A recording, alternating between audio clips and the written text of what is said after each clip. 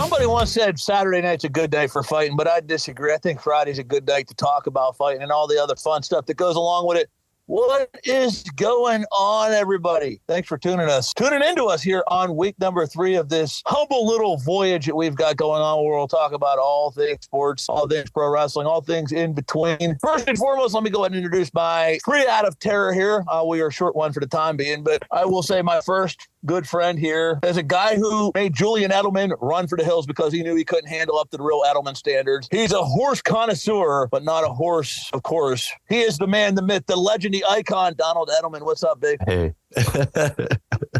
Oh. And he's just simple. See how modest he is. I give him he gets all this hype pride, but instead of he's not going to elaborate. He's too modest. He's hey, how you doing? No, it's speaking of how you doing, my Italian brother from another mother, the man who made John Morant's last few initials disappear, and he's the reason John Morant packs guns, because those guns don't compare to the ones this cat has on his fucking arms. We're talking the one and only Guido himself, the only Guido in the state of Kentucky, JV, and I'm not talking junior varsity, and I'm not talking of venereal disease either. I'm talking the one and only Joe Violet. What's up, baby? What's up, JP? You know, it's Friday. I just had to fucking do a football broadcast with a guy who, for lack of better term, I don't want to publicly shame this poor fool. So I'll let you do it, Joe. You got to listen to this son of a bitch talk. I'd rather not get us thrown off the air this quickly. We're off to a great start, aren't we, Don? We're off to an amazing start here at the program. Oh, I'm in a giggly mood, I guess. Oh, God. Hey, we're hitting big on the horse races there before. I'd be giggy, too. I'd be giggly, too, man. You were hitting big on all sorts of horses in them races, so I'd be in a great mood, too. Yeah. Well, what are we talking about this week? Just give us a quick spoiler alert. What are some of the many topics that we are going to dissect and redissect and regurgitate here on this fantastic program of ours? All right, well, we got a merger happening with the WWE and UFC, is it right? Is that what it was? Absolutely. Yep. And then last week, first week of the NFL season, was real. A lot of stuff happened. Aaron Rodgers, Lions, showing that they're the real deal. I mean, I'm not saying we're winning the Super Bowl, but we're the real fucking deal. Joe Burrow fucking laid an egg. I mean, I don't know if the Bengals can do that again, but if they can afford to do that again. And then, we got, this upcoming weekend, we got another whole slate of games, 2 Monday Night Football matchups. That doesn't happen. So all that more this episode. So as my good friend DE put it so succinctly, you're going to want to stay tuned because we will break this bitch down like no other.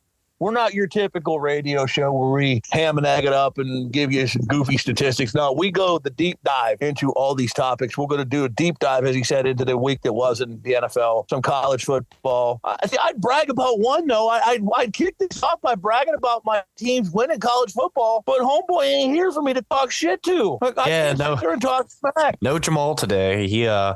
He's been on vacation all week. I mean, I don't know where he's going, getting high in the mountains, I guess. He's up high in the mountains. He's getting high on the mountains. He thought high off that Texas Longhorn ass whooping in Alabama. Oh wait, he's a Tennessee fan. My bad. But I mean, he did say that there is an asterisk beside that win, though. No, that was Mike Tirico, Joe. You're getting flashbacks again, buddy. more like PTSD. Happens every time, just like Nam, right? We started off by talking about that Mike Tirico stuff. I mean, that number one, that's a big win of the week, man. Detroit goes into Arrowhead and beats Kansas City, beats Patrick Mahomes. Not an easy task at all. It is a difficult thing to do, to go beat Patrick Mahomes in any stadium. To go into Arrowhead in front of a raucous crowd and beat Mahomes. I'm sorry. I don't care if Jones was there. I don't care if Kelsey was there. I don't care if his receivers couldn't catch chlamydia if they banged every prostitute in the city of Memphis. Okay. The bottom line is it's Patrick Mahomes. And we heard this before. Well, Tyreek Hill's going to leave and he's leaving there. He's going to suck. Well, you know what? This guy is a magician out there. He is the best pure passer that I've seen in my lifetime, and I'm sacrilegiously saying that because I'm a Dan Marino big fan, but Patrick Mahomes has made men out of mice so much in his career. Now, granted, this is just proof that Patrick Mahomes is not God Almighty, because you can hit the player in the numbers wide open, so wide open that one of the three of us could have walked barefoot into the end zone. You can't guarantee they're going to catch it. There is no asterisk, okay? The Lions did what they had to do. St. Brown is a beast, okay? Their defense is solid. Hutchinson is going to be an all-world player. Mark my words, this guy will lead the NFL in sacks sooner rather than later one year, okay? They've got everything you could possibly ask for as a team. That's not a fluke. And a head coach. And a head coach that the whole team believes in and follows. And really the whole city. I mean, the whole city believes in this guy. And the owner, too, Brad Holmes. We finally got an owner, or he's a general manager, I guess, not owner, but he's a general manager who can draft some fucking players. All four of our first 4 draft picks this last draft, all 4 came in the game and made such an impact on the outcome of that game. Brian Branch, what a first game for Brian Branch, a pick 6. Now I know Kadarius Toney couldn't catch COVID if he was in a Wuhan lab, okay? I understand that. I know he tipped it up in the air. Brian Branch got the luckiest pick 6 of his life, but he still caught it and turned it back, so I don't give a fuck. Jahmyr Gibbs, I mean, we didn't see a lot of him, but when he had the ball in his hands, he looked like he could go 80 yards in a blink of an eye that fast. You mentioned the Brian Branch pick 6. What about that call from Chris Collinsworth? That was a perfect throw that unfortunately ends in an interception. I thought it was. I mean, I don't know perfect because it was an interception, but like, yeah, he couldn't have put it much in a better spot. I mean, I don't. He put it right in the fucking numbers. He put it right in the numbers. Yeah, so I mean, I don't know how much more perfect of a throw you can make, Joe. He hit him right where it's supposed to be. Simple. Tony catches it and gets the touchdown. Yeah, but this doesn't make it not a perfect throw by Mahomes. No, I'm saying that was a poor choice. No, I'm saying that was a poor choice of words on Collinsworth's part. No, you just don't like Collinsworth. Chris Collinsworth. Well, there's a shocking development. Chris Collinsworth talking out of his ass. There's a shocking development. Chris Collinsworth just saying some bullshit, and people are like, "Yeah, sounds good to me." See, I'm not the only one who believes this. Well, I mean, another night in the office. No, I'm not saying Chris Collinsworth. I mean, he nauseates me at times, but I don't know. I mean, if you're gonna watch a primetime game, you know it's probably gonna be Chris Collinsworth or somebody like that. To me, what made that Lions win all the sweeter? How many snaps was Jawan Taylor not where he was supposed to be? Oh, he was cheating his ass off the entire fucking game. Aiden Hutchinson, I promise, if Jawan Taylor was lining up where he was supposed to be, Aiden Hutchinson has at least 3 sacks probably because Jawan Taylor could not handle that man at all. Oh, hell no. I mean, I know Mahomes is elusive and he got rid of the ball most of the time before he got sacked, but he wouldn't have been able to help it at some of these points if he wouldn't cheat his ass off. I mean, speaking of Collinsworth, it's bad when even Collinsworth is questioning whether or not the formation is legal. I mean, Collinsworth, he wasn't even questioning it. He said he's playing slot receiver. He's not even close. I'm looking something up here. Do you guys realize St. Brown was picked in the 4th fucking round? Yeah, there was I think 13 receivers taken before him. I'll tell you exactly. Well, I'll tell you the exacts here that were picked in front of him. I was stunned because maybe I'm having a Mandela moment. I swore St. Brown was picked higher than that. But you look at the receivers that were picked ahead of him. All right, just right now. I'll just look at that receiving class. And I can't argue some of these. Okay, Jamar Chase, that was the no arguing that pick. Jalen Waddle, no arguing that pick. Okay, and I'm not saying this is a Dolphins fan. Devonta Smith, I can't argue that pick. He looked great yesterday. He's looked really good. Here's one. This is hilarious. This is hilarious. It's interlinked. You know who the 4th wide receiver picked in that draft class was? Kadarius Toney. Yeah. I couldn't catch Kadarius Toney out of Florida. Yeah. Kadarius Toney. I couldn't fuck catch AIDS if I sucked Magic Johnson's dick. Tony. Yeah, that guy. He was picked ahead. He was picked ahead of fucking St. Brown. Rashad Bateman was picked ahead of St. Brown. Bateman's buried so far in the Ravens bench that he ain't ever going to see the light of day. I think it was Nico Collins one. I think Nico Collins out of Michigan. Nico Collins, we'll look that up. Nico Collins was picked in the 3rd round, 89. Anthony Schwartz of the Browns. Amari Rodgers of the Packers. Dynami Brown to the Commanders. Josh Palmer. Tutu Atwell, which he looked good last week. Chargers, yep. Terrace Marshall of LSU. He went to the Panthers. Dwayne Eskridge. Rondale Moore, Elijah Moore. There's a lot of teams that missed a bag. Des Fitzpatrick, who is now 5th string and their 6th string receiver on the Steelers. This guy went, I'm not lying to you, this guy went in the same round as Jacob Harris, who is getting ready to sign a contract in the Canadian Football League.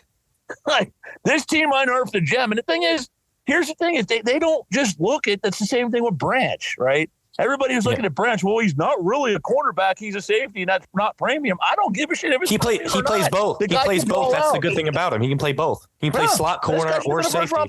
Yeah, he should have been a first round pick. I don't know. If you look back, they strike out with strike like this. If you look back at some of Brad Holmes' draft picks since he's been there, Brad Holmes, he's drafted Penei Sewell, Pro Bowler, Aiden Hutchinson. I mean, he's going to be a Pro Bowler, All Pro. He's going to be everything. Brian Branch, Jahmyr Gibbs, Amon-Ra, Jesus Christ. Oh, another offensive lineman. I can't remember who it was. Another one of our offensive linemen, Malcolm Rodriguez. He had obviously Sam Laporta, Jahmyr Gibbs, Jack Campbell. Jack Campbell, too, by the way. You never heard his name at all during that game on Thursday. He was there the entire game. Nope. He was stuffing the run the entire game, and you never heard his name. And then he had that one pass breakup where a linebacker usually does not make that play. I don't know. A linebacker usually doesn't make that play, that diving tip or whatever. That was insane. As soon as I saw it was Jack Campbell, I was like, what the hell? And Sam Laporta, I usually, there's a stigma with Lions drafting tight ends pretty early in the draft, and they've all been dog shit, okay? The only one that was semi-decent that we've drafted in the last 10 years that was almost okay was Eric Ebron, and where is he now? You know what I mean? I don't know. He was good for like 2 years and then dipped. And TJ Hawkinson, too. We had TJ Hawkinson. Drafted him. I was just going to say, Hawkinson was good. Hawkinson, he just needed. Yeah, so we had TJ Hawkinson, but he wanted too much money. I understand. But Sam Laporta, though, he looks like that guy. I don't know. He looks pretty good. Well, speaking of Hawkinson, he had a heck of a game last night, too. Yes, Hawkinson actually looked very nice last night. He looked like the only motherfucker besides Justin Jefferson who really wanted to be on the fucking field. I don't know. Like, everybody else looked like they didn't want to be there. Jordan Addison had his 3 catches and then said, fuck it, I have my stats. I don't give a shit. Jordan Addison got a touchdown. He got a touchdown, got a few catches, and he's like, I bet. And that was it. He did. That's the big problem. That's why he wasn't a first-round pick. He did that shit at USC. He did that shit at Pitt. He'd get his stats, and he said, to hell with it. That's like, people don't want stat whores, okay? They don't want people that put up the dirty stats. They want people that are going to win the game. They're determined to win the game, whether you have 15 yards receiving or 150. Now, I do. And that's what I was going to say. That's what Justin Jefferson does. I really respect the fuck out of him because he, especially when he fumbled and had the touchback, he looked really upset about it. And I'm sure he was pretty upset about it because it's really unfortunate. Even to fumble and the ball goes over the pylon and then they call it a touchback. That is really unfortunate anyways. But then he pats himself on the chest saying it's my bad and we got this shit. Like, let's go get it. And I trust Justin Jefferson. If he's saying let's go get it, I fucking fully behind him. If Jordan Addison, one, he's a rookie, but two, it's like, all right, you've already scored your touchdown. And the thing with Jordan Addison, he's so good. Like, he could be insane. Like, he's so good. He has so much talent and I don't know if he really wants it that bad. I don't know. He doesn't seem like he has it in him like that. He doesn't have that dog. And I'm going to tell you right now, the great receivers, the great players in this game have that dog. Like we mentioned before, he screws up. He takes it personal. Like dogs, they take it personal to where, and not that it affects their quality of play the rest of the game, but they take it personal to where they say, look, I'm not going to make that mistake again. You'll never see that happen from me. Yeah, I mean, Tyreek is that way, and Joe, you can vouch for it. I was very against Tyreek going to the Dolphins. I was against off the field shit that happened with Tyreek, but he's that dog. Brown is that dog. Okay, AJ Brown is that dog when he's not hurt. Devontae Smith is that dog. Chase is that dog. I mean, it's not even the stats. The stats don't tell the full stories. Watch Justin Jefferson lay an inline block. Watch St. Brown go and lay the lumber to somebody. He will lay a block. If that means losing yards, he doesn't care if he gets those yards. That's what I like St. Brown. I liked him in college, too. He will lay the timely block on people if it extends the play. He's not afraid to mix it up. He will give up.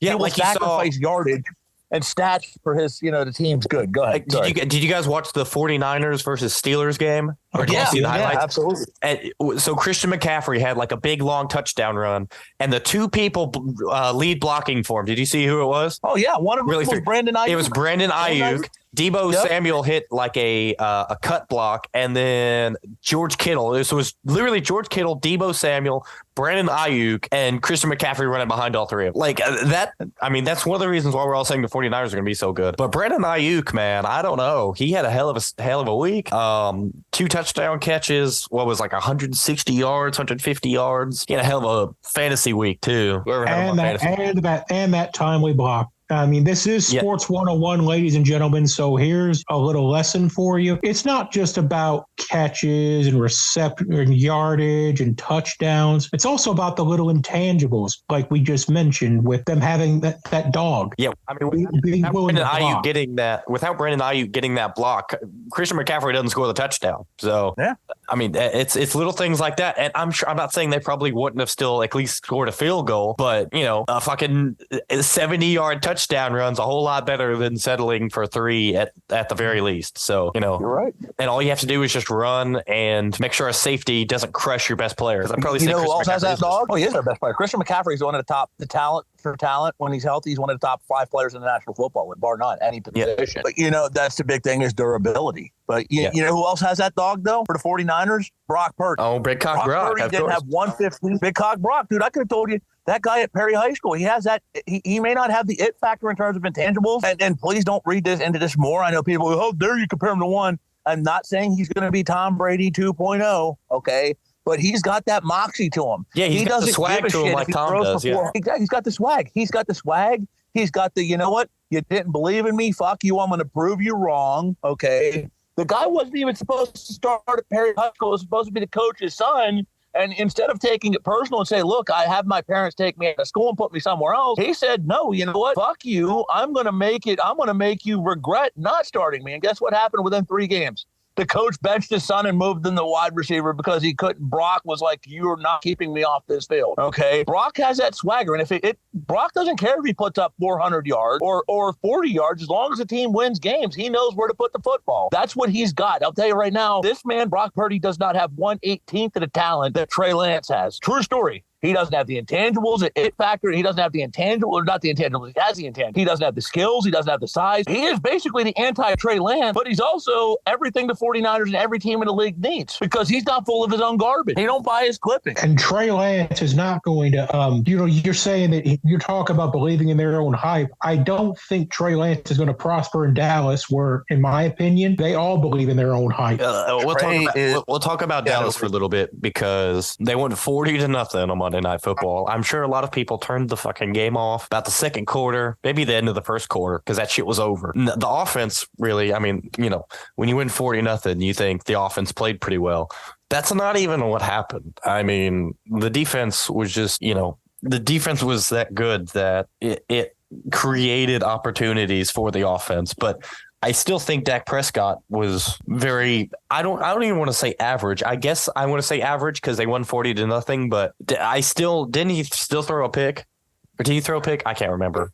I'm assuming he threw a pick because it's Dak Prescott. But bro, I'm telling you right now, that was the shittiest 40-0 offensive outing I've seen. Like offensively, Dak Prescott had 143 yards. They have 1 touchdown, not one. Yeah. Not 1 touchdown. He had 6 yards rushing. Okay. Their best offensive player was probably CeeDee Lamb. Okay. He was limited. He had 4 receptions for 77 yards. There was nothing Dallas did that game that would lead you to believe this was a 40-0 ass whooping, other than the fact that Daniel Jones played like Daniel Jones. I mean, he got his money. Now is he going to slink off into the Maryland? I mean, that was more of how bad the Giants played than it was anything Dallas did. Even Saquon Barkley looked a little lethargic during that game. He did. I want to say something too. Mike Dable, man. Why is Daniel Jones playing if you're down like 28-30, so whatever it was, to nothing in the third or fourth quarter? Why is he playing? Get him the hell out. I don't know who your backup is, but Daniel Jones, if you're going to pay him all this money, he better be on the damn field. So, he didn't get hurt, but they're lucky he didn't get hurt because the way that defense was playing, Micah Parsons, Leighton Vander Esch, DeMarcus Lawrence running straight at me, I'm good. You know what I mean? Get me out of there. I'm all right. I'm surprised Daniel Jones didn't ask to be taken out at 30-0 because I would have. I would have been like, nah, what? No, I'm good. To be fair, and I get your perspective. I'm right with you. But when they gave this man an $82 million guaranteed contract, you give him $40 million a year, 82 of it guaranteed. The last thing you're going to want to see is, listen, park me on the bench so we can put Tyrod Taylor in. I mean, if you see Tyrod Taylor trucking out there, it's not a good situation. for the Giants. Either Jones sucks or he's hurt. And that was the benefit, and that was the problem with his contract. I think they overpaid Jones. I'm sorry. I know Jones looked like he had competency and he looked like a decent NFL quarterback. You're going to sit there and tell me that guy's worth $40 million? I shudder to think what Patrick Mahomes is going to ask for in his next contract. I mean, it could be worse. You could trade for a 39-year-old quarterback, completely change the makeup of your offensive scheme. Here we go.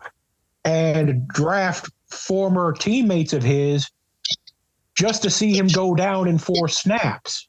Oh, here we go. You talk about buyer's remorse. Wow. Is it even buyer's remorse, though? Here's the problem.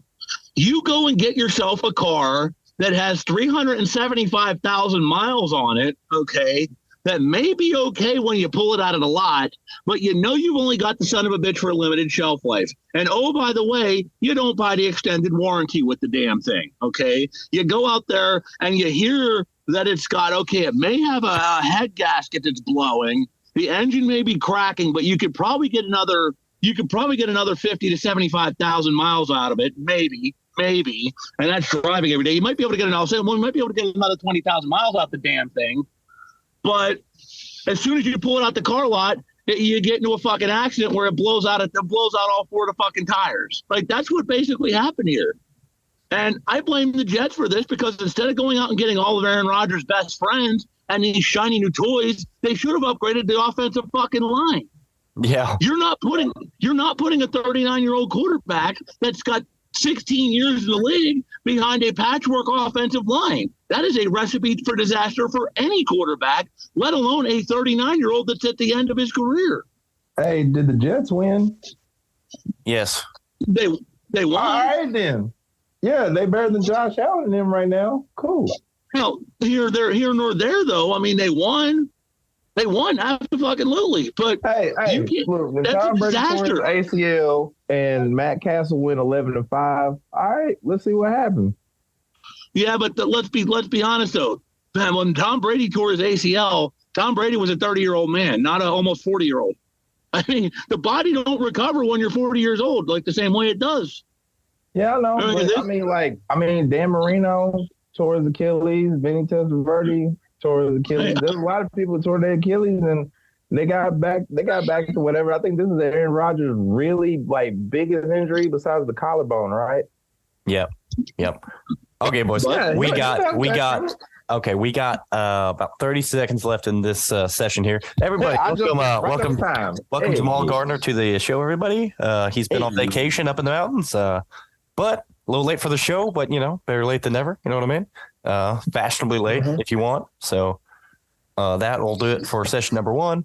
And we'll see you back here for session number 2. All right, cool.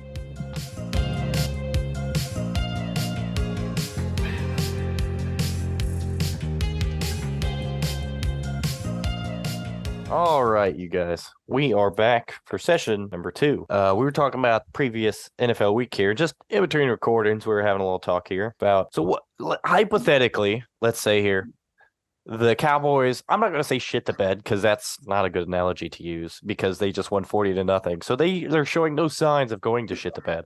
But it's the Cowboys, and, everybody likes to shit on the Cowboys. So let's just say they have a mediocre season, maybe they go to the playoffs, lose in the first round, or God forbid they miss the playoffs. Okay, I mean, say they make the playoffs and lose first game. One, do you think Mike McCarthy would be on the hot seat then if that happens? Because it's been the same shit, different story. Do you guys think Mike McCarthy's job would be in jeopardy? And if so, you think that Coach Prime would look into maybe want to go to the NFL because it's the Cowboys? Maybe not for another team, but maybe because it's the Cowboys, he would think about it. Yes and yes. McCarthy's on the hot seat right now.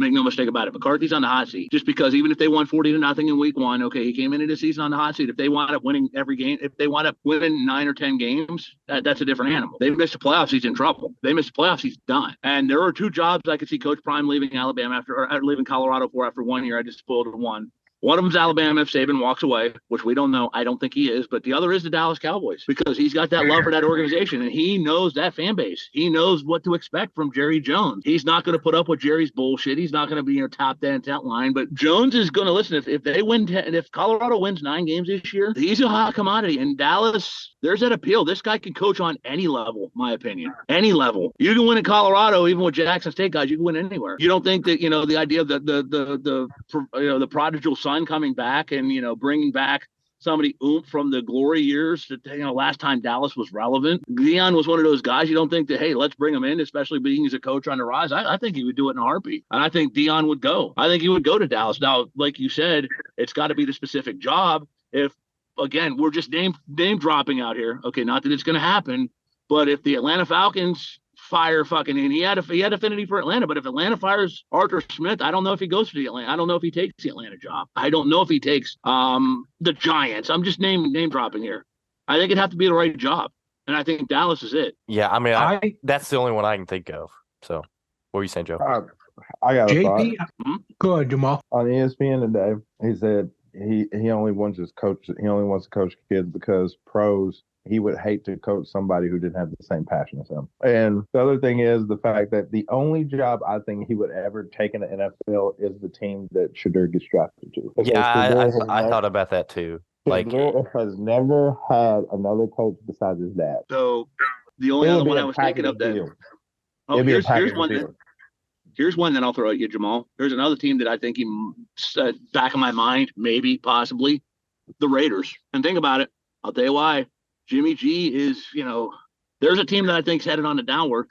Tom Brady is very close with Shedeur Sanders. Very close. Wouldn't that be some shit, though? And didn't Deion play for the Raiders at the end of his career, or am I nuts? He played on the Ravens. He went from Atlanta to San Francisco to the Cowboys to Washington to the Ravens. Okay, maybe I'm thinking of Eric Dickerson. Maybe I got the two confused, but why I would confuse Dickerson with Sanders, I don't know.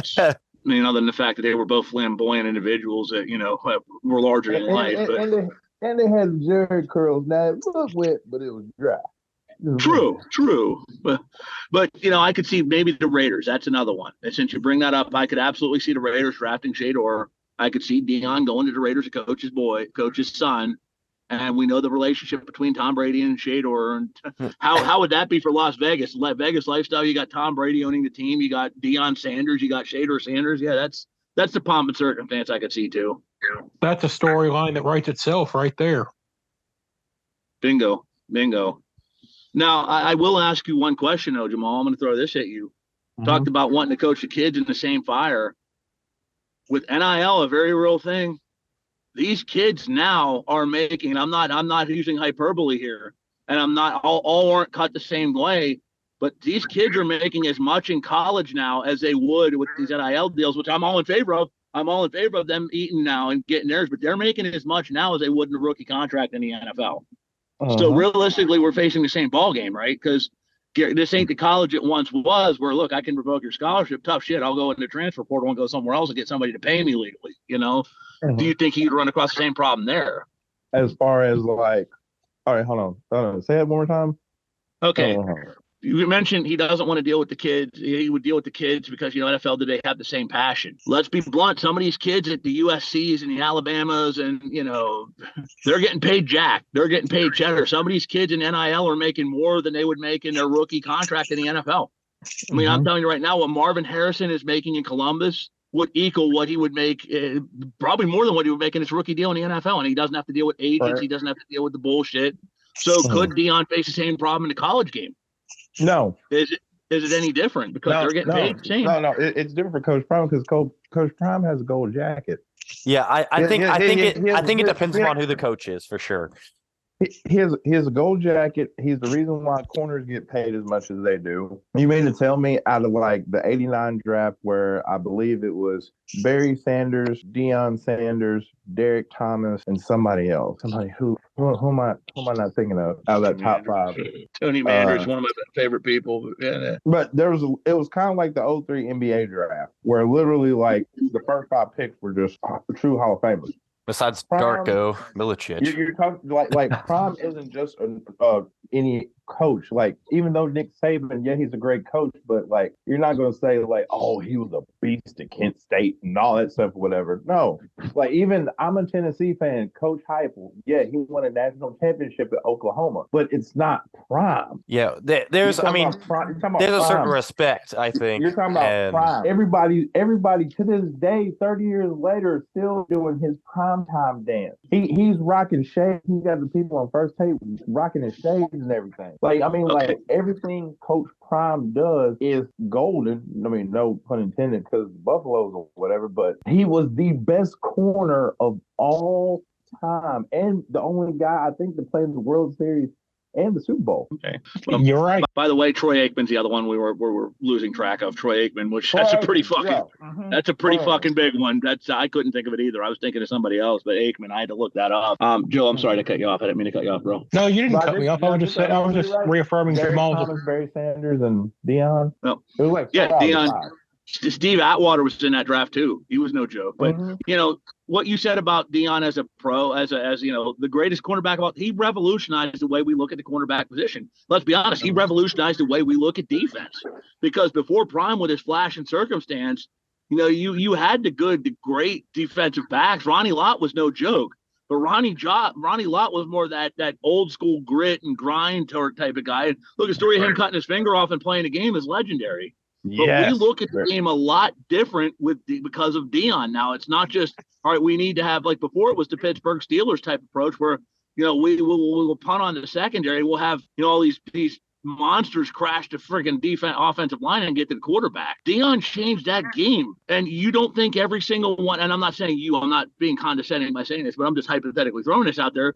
You don't think every single one of these 21, 22, 23-year-old kids hitting the draft right now, or these kids in the league, especially the older generation that grew up seeing Deion at his end, don't have the same influence? All right, it's Coach Prime coming in there. We know the guy could coach. We know what he did in the league. It may not have the same reverence it would in college, but I think these kids would stand up and listen. I think every single one of them would stand up and listen. It's Prime. He does have that yellow jacket. That's something that few have. He has the aura of saying, I'm one of the greatest cornerbacks that ever played the game. And oh, by the way, I can coach too. I don't know. Maybe it's just me thinking. And not to mention, I can out-talk you. Like, he can out-talk you. He can out-swag you. He can do whatever it is you think you're worth. He can humble you by himself. Because you can't tell him what he hadn't already done. Well, homie, he's got that. Think about it. He's got that Conor McGregor effect. He's got that Mike Tyson in the 80s effect to him, right? Like, he literally got. Go ahead. Go ahead. I was going to say, he literally went on First Take today. He said, I'm like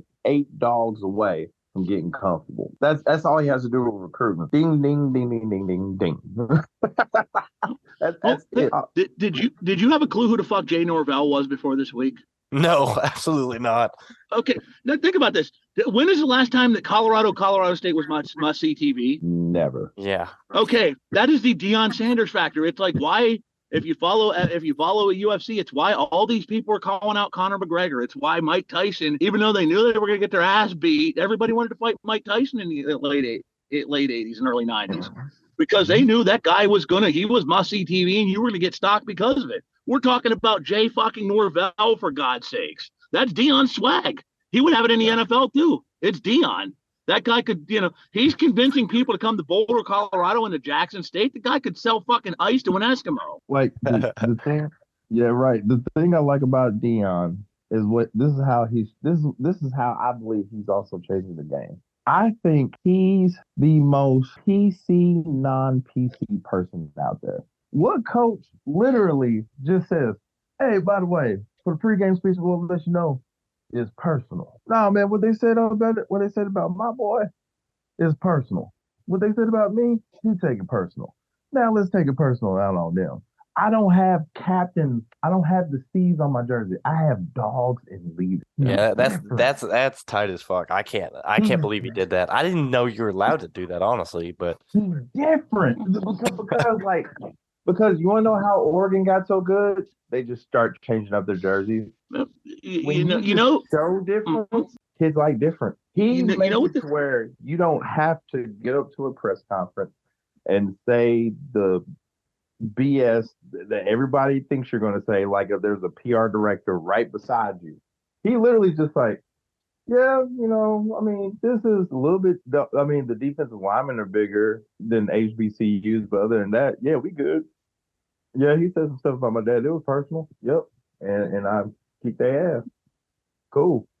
Yeah, when you got a coach who allows you to do that, who allows you to be your personality, why would you play for him? You know what he reminds me of, and you know what this Colorado team is starting to give me aura of. You may not, some of you may not remember this. This reminds me of Jimmy Johnson's fucking Miami Hurricanes teams. Hey, he reminds me of, I was gonna say the Canes. That's what I was gonna say. He takes a page. Hey, he is taking a playbook out of his old coach's book. Listen, Jimmy Johnson was, and I mean this in reverence. Jimmy Johnson was the most soul white dude you'll ever fucking see. Right? Mm-hmm. He had his teams playing with that chip on their shoulder. Like, look. We're the convicts and the criminals. Remember the convicts and the criminals? Oh, yeah. He embraced that shit. He embraced fuck Florida State, fuck Penn State. Like, we're the little engine that couldn't. People talk about the U now, like this legacy. There was no goddamn legacy with Miami football before Jimmy Johnson took over. None. Yeah. There was none. They had one national title under Howard Schnellenberger, who thought so much of the program that he left to go coach in the USFL. I mean, Jimmy changed the aura, and that's what Deion is doing now. It's like he is his old NFL coach in a nutshell. He really is.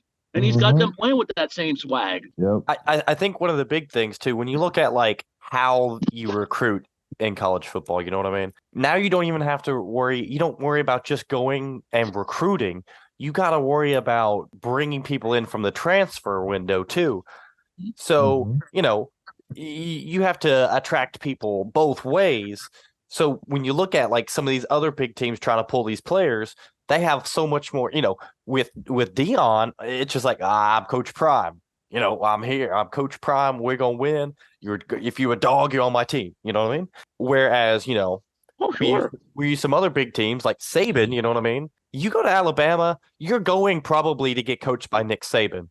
And I'm not saying Nick Saban is not going to make you better, because Nick Saban is the greatest college football coach ever. He's going to make you better, and you're probably going to go to the NFL. If that's what your goal is and your dream is, which I'm sure it probably is if you're going to Alabama, then that's perfect. That's fine. I mean, you're doing what you want, so you're good. You go to Michigan, there's more to it than just, obviously you want to play for Jim Harbaugh. He's obviously going to make you better.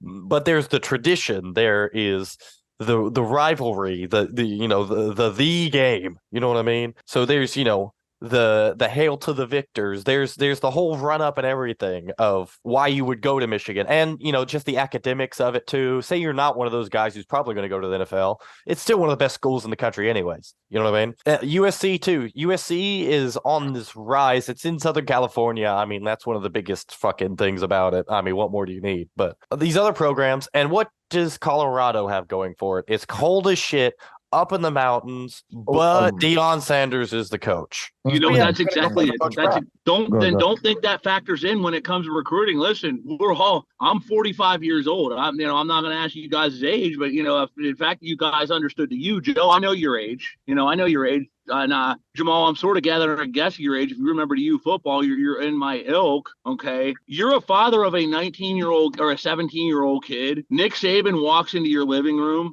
Okay, yeah, I got 6 national titles. Cool, great, that's nice. How long are you gonna be around? Kirby Smart walks in your locker room and your living room. All good old boys bullshit. Then you got Deion Sanders, who, even if you weren't a Dallas or San Francisco or Atlanta fan, you all like Deion Sanders. Suddenly your boyhood hero is sitting down at the fucking kitchen table with you, telling you stories about playing alongside Charles Haley, those great Dallas teams, and talking about his time in the Major League Baseball and the two sport superstar. He's telling stories to these parents about his glory days. Don't think that's not going to have father say, listen, the father's going to pull the kid aside and say, you're going to play for that motherfucker right there. I don't care where it is. That Deion factor is a lot bigger than I think people understand. Not you guys. I'm just hypothetically speaking. Michigan, like I said, I love Michigan. I'm saying this is a Texas Longhorns fan. What have you done? We live in an era where, let's be honest, legacy don't mean shit. All right, these kids weren't alive when Darrell Royal was a coach at Texas. They were barely alive when Vince Young ran that touchdown to beat USC. They don't give a shit about that. What have you done for me right now? Like, has the NIL just ruined the college game, or is about to? I mean, I think, honestly, I think it made it better because I think you have you have talent spread more widely across the country.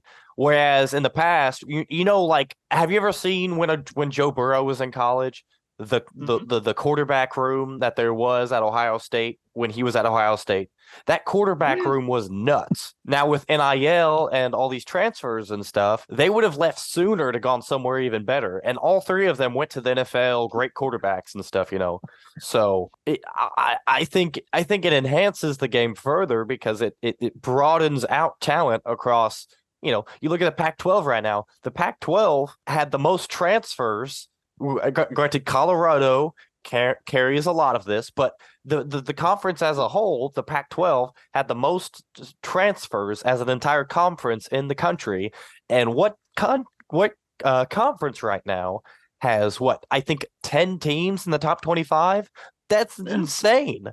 That's insane. 10 in the top 25 is insane. They literally the first week one for the Pac-12, they went undefeated. No one in the Pac-12 lost week one. I think a couple of them did week two, but I'm pretty sure those were still not hard. They were harder games anyway. So when you look at it, the transfer window, it opens up portals for some of these smaller teams. Like, Alabama, they're going to get the talent regardless whether they get transfers in because they're going to recruit well.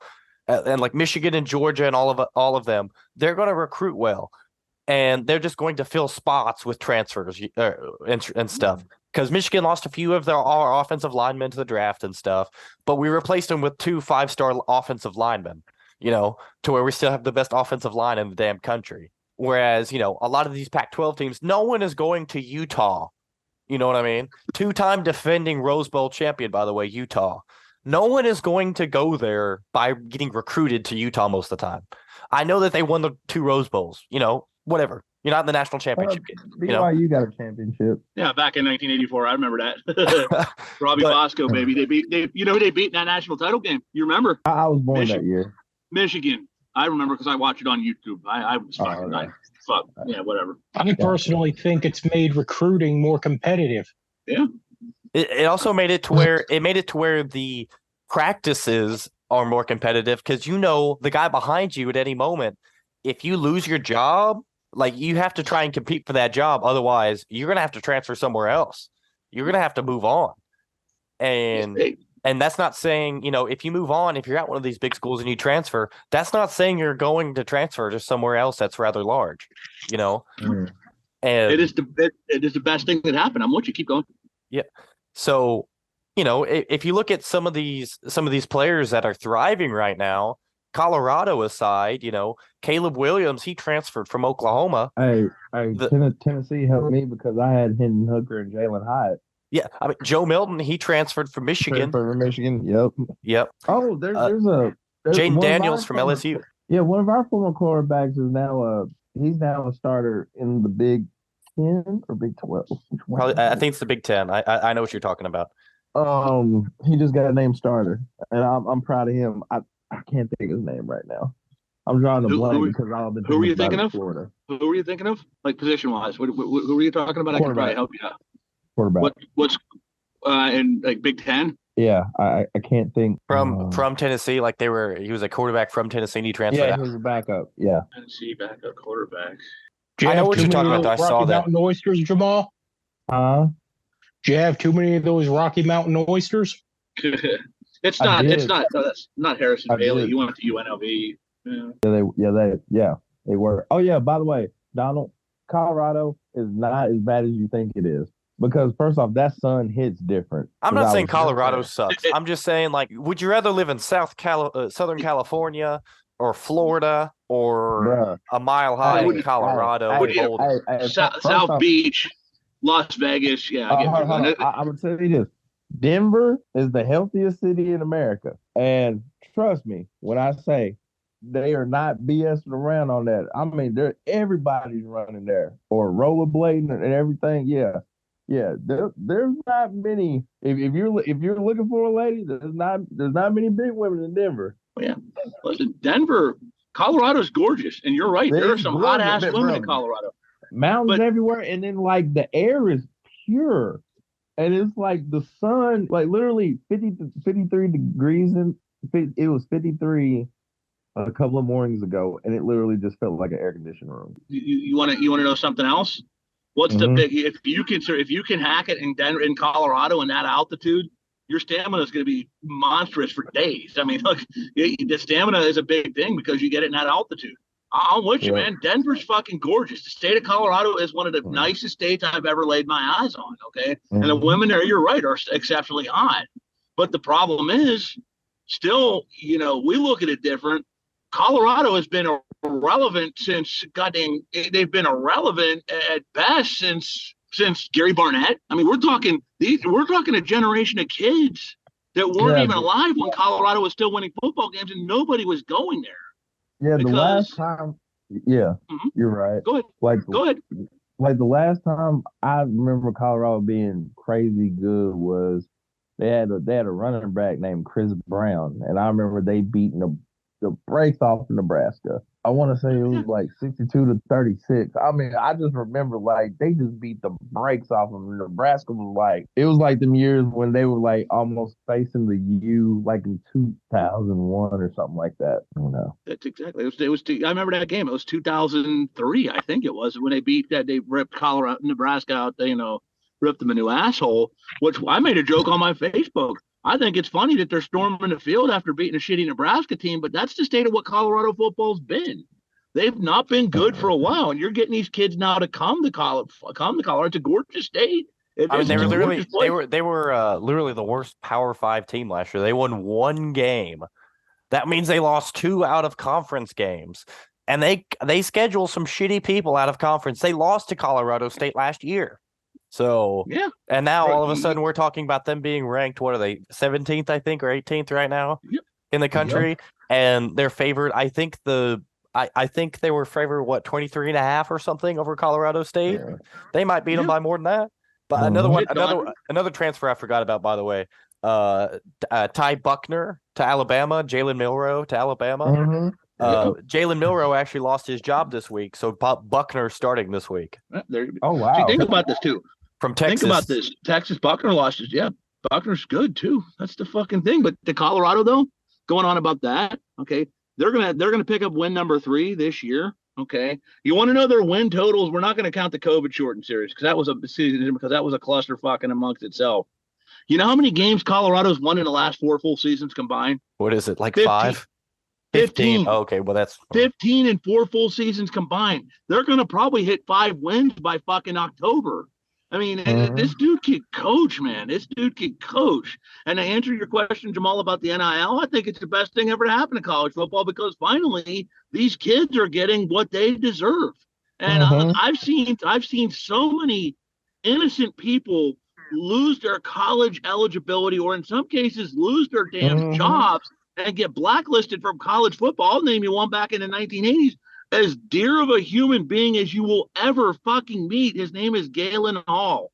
Okay. He was the head coach of Florida. He was the one who recruited Emmitt Smith to go to Florida. Okay. He was the head coach before Steve Spurrier. Galen Hall was ostracized from college football. And I shit you not on this. You know why he was ostracized and banned and kicked out and blacklisted for years? Because he bought a kid on his football team a fucking hamburger. Okay. Like Harbaugh. It's like Jim. This guy got blacklisted for buying a fucking starving college student a hamburger. Now it's an even playing field. These kids can buy their own. I'm fucking all about it. I don't know about that. I mean, Jim did it, and now they're beating up on Jim too. So because Jim's a scruffy fucking because they don't like Jim. That's just a reality. Jim's an asshole who tells you what's up.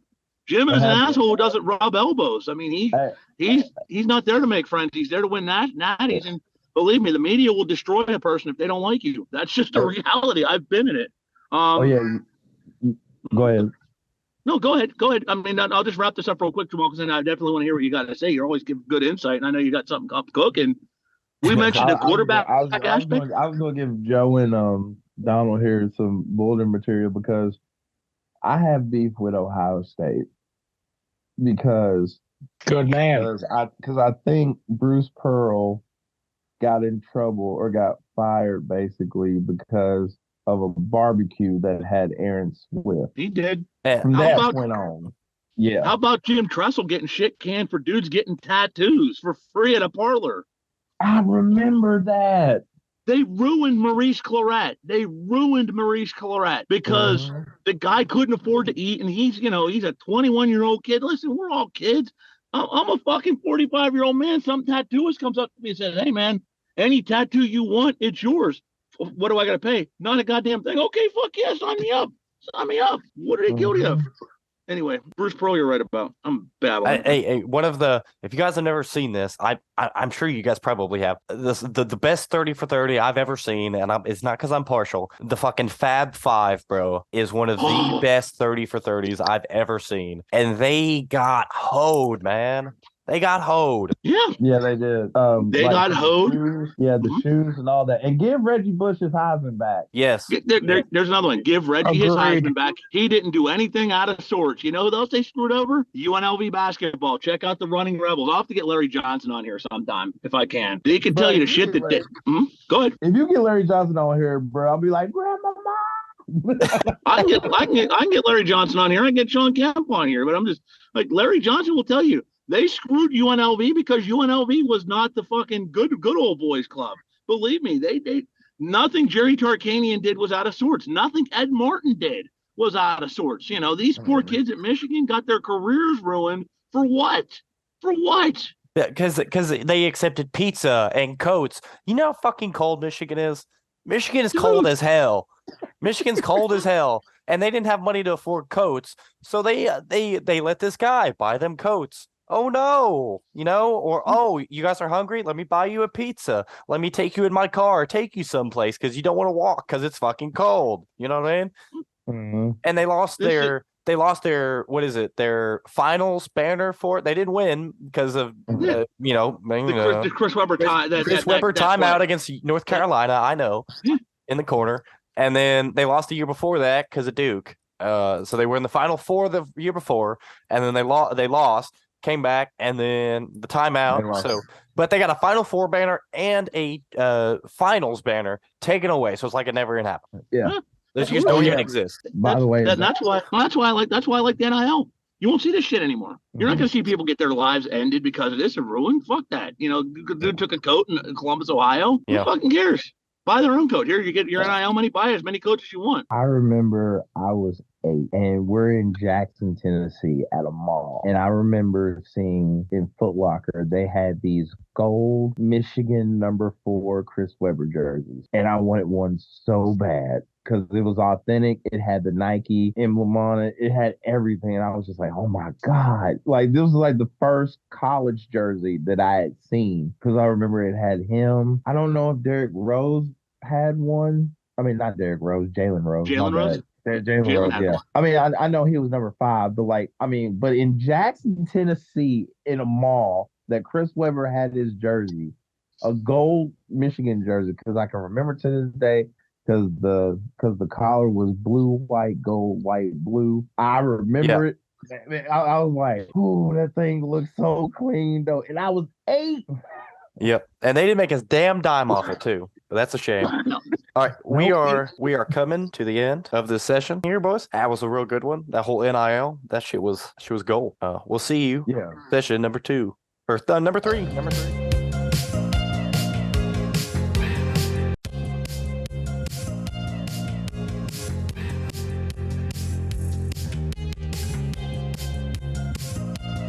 Welcome back to session number 3. We are going to jump into a few predictions here, what we think is going to happen for this next week. This episode's being recorded on a Friday, so Thursday night football's already happened. So the Eagles won by 6 against the Vikings last night. So we won't be doing that game. We're going to have one less game to predict, so it's going to go a little faster. Also, Jamaal, did you know that there's 2 Monday night football games this week? It's kind of weird. No, I did not know that. There's 2 going on at the exact same time, yeah. Monday Night Football. But first game, we have the Raiders at the Bills. Bills had an absolute fucking dog shitter of a game last week. I say dog shitter of a game. They still almost won. But the Jets, stuff happened. A certain Satan if Joe is in the call. Satan happened. What were we thinking here, boys? Raiders at Bills. I got Bills. I got the Bills 27-21. I think it's going to be closer than people think. I don't know why I think that. I don't know if the Bills are going to be fully themselves yet, but at home, I think the Bills will find a way. I don't think Josh Allen will be as dog shit as he was. Again, there's no way he could be worse. I had the Bills winning this one 21-14. Very clean score line. I like it. That's straight down the middle. Real quick, Don, you didn't have to tell them that we were recording this on Friday. We could have fucking all picked the Eagles and the exact scores and sounded like goddamn geniuses. I mean, they would have been no less off for it. I mean, after all, we do have a guru here that picked the fucking Browns to stampede the Bengals, and he wound up being right. So hey, I'm the only one. I'm the only one who had the nuts to pick the Lions. So there you go. I mean, that's why I was letting you guys go first, because you're the star of the show, man. You picked the Lions and the Browns when we all thought they were going to get ass wiped. But this game, though, even though the only person probably more happy about Aaron Rodgers going down was than Joe would be Shailene Woodley. Maybe Brett Favre somewhere smiling into his naked picture of his dick that he's going to send to some female reporter and claim it was Aaron. But be that as it may, this game, man, Bills they shit the bed. No nice way of putting it, against a Zach Wilson-led Jets team. But I think this team's too well coached to have it happen again. And I think on a talent perspective, I think that the Bills are a legit Super Bowl team. I think that the Raiders are legit donkey shit. So I'm going to Bills 28-3. And they don't have Jacoby Myers, who balled out last week. So yeah, they're gonna get crushed. Okay, we got okay. You go, Jamal. You got this. I was going to see. I did it again. I accidentally interrupted. I forgot to get my score 30-13. Oh, okay. I think I low-key cut you off. It's whatever. This next game we got going on here, in division rivalry, big game here. Ravens at the Bengals. Both teams looked not at their best, especially the Bengals looked not at their best. The Ravens still won, I believe, but the Ravens have definitely looked better, and I think a little bit of that is the gelling of some of the new pieces in there. And J.K. Dobbins got hurt. Their running back got hurt, and then OBJ actually looked decent. He had a really good catch, and then Zay Flowers looked nice. I don't think Mark Andrews isn't back yet, is he? Oh yeah, Mark Andrews is back. Okay, I knew he was hurt. I knew he was hurt. I didn't know if he was back last game. Okay, but is he going to play in this next one though? Yeah, he's supposed to. Oh, okay. Now, anyway. So that changes things if Mark Andrews is playing, because he's a damn good tight end. But I think the real headline here is going to be how Joe Burrow plays, because T. Higgins is a damn good receiver. If T. Higgins, you're going to target him 8 times. It's not like he's dropping these. You know what I mean? Like, I'm sure he dropped a couple, but like, you're getting targeted 8 times. Some of them had to have gone over your head or fucking behind you or something, or hit the dirt in front of you. This Bengals team has got to find a way to figure it out, because if you're not going to give Joe Burrow that time, he just got this big contract. What are you going to do? We were talking about Dan Jones earlier getting $80 million. What the fuck is Joe Burrow making? You know what I mean? And they got to find a way to protect him. They signed 2 offensive linemen this offseason to try and protect this man. And I didn't see it in the first game against the Browns. Granted, the Browns have Myles Garrett and whoever the fuck else is their other DN. They signed somebody else in the offseason, their defensive end. But, they got after Joe Burrow, and, we saw what some pressure can do to him. So I think that's what the big headline is going to be, is around how the Bengals play. But I think the Ravens here might actually make it interesting, especially with Mark Andrews now. But I'm still gonna go Bengals win. It's at in Cincinnati, so I think I'm gonna go like 35 to like 27 or 24, something like that. It's an interesting one. I'll just say this about the Bengals. I gotta believe that was a mirage. I can't believe that a team that talented, with a quarterback that's making that kind of money, with a wide receiver that's going into a walk here, wanting to show that he could be a number one. We're gonna see that all year. And you're all right. The Bengals, they've been trying to fix this turnstile door that's been a shitty offensive line that's practically gotten Burrow killed. They go out and they sign Orlando Brown. They get Alex Cappa away from the Buccaneers. Okay. But the sad thing is, I don't know what's going on, Don, with that O-line.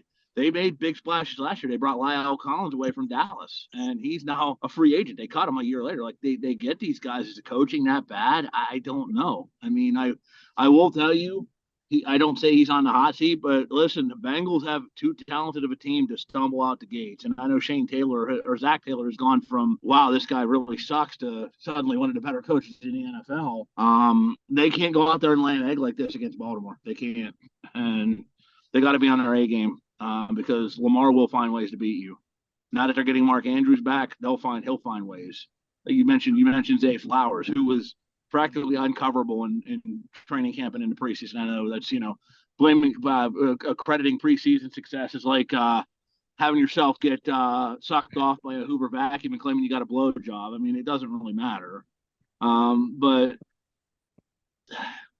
I don't know, man. I think the Bengals are going to come out more fired up this week. But I still got Baltimore winning, man. I don't know. There were some concerns I had last week, and I think Baltimore takes it out, especially if they get Andrews back. I think this is going to be a more potent offense, and I think Lamar is going to want to show he can throw the football. He's another one that signed that big-ass contract extension. He's going to want to show he can be a quarterback, not just a great athlete. And I got Baltimore here. 27-23.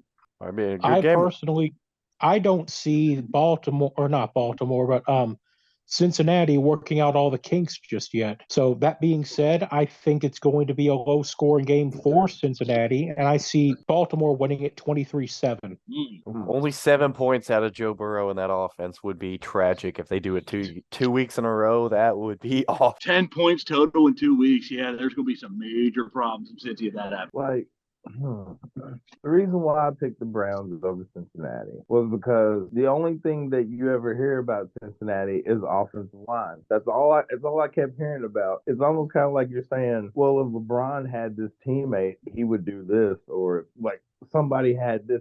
But it's always been the offensive line. And then literally I was like, okay, they got Myles Garrett. And then literally I see a video of Myles Garrett acting like he's dribbling a basketball, but before they even take the snap. Like oh my God, I saw that. He's literally not in a 3-point stance or nothing like that. He's just like, all right, crossover, bull rush, or like spin move, sack.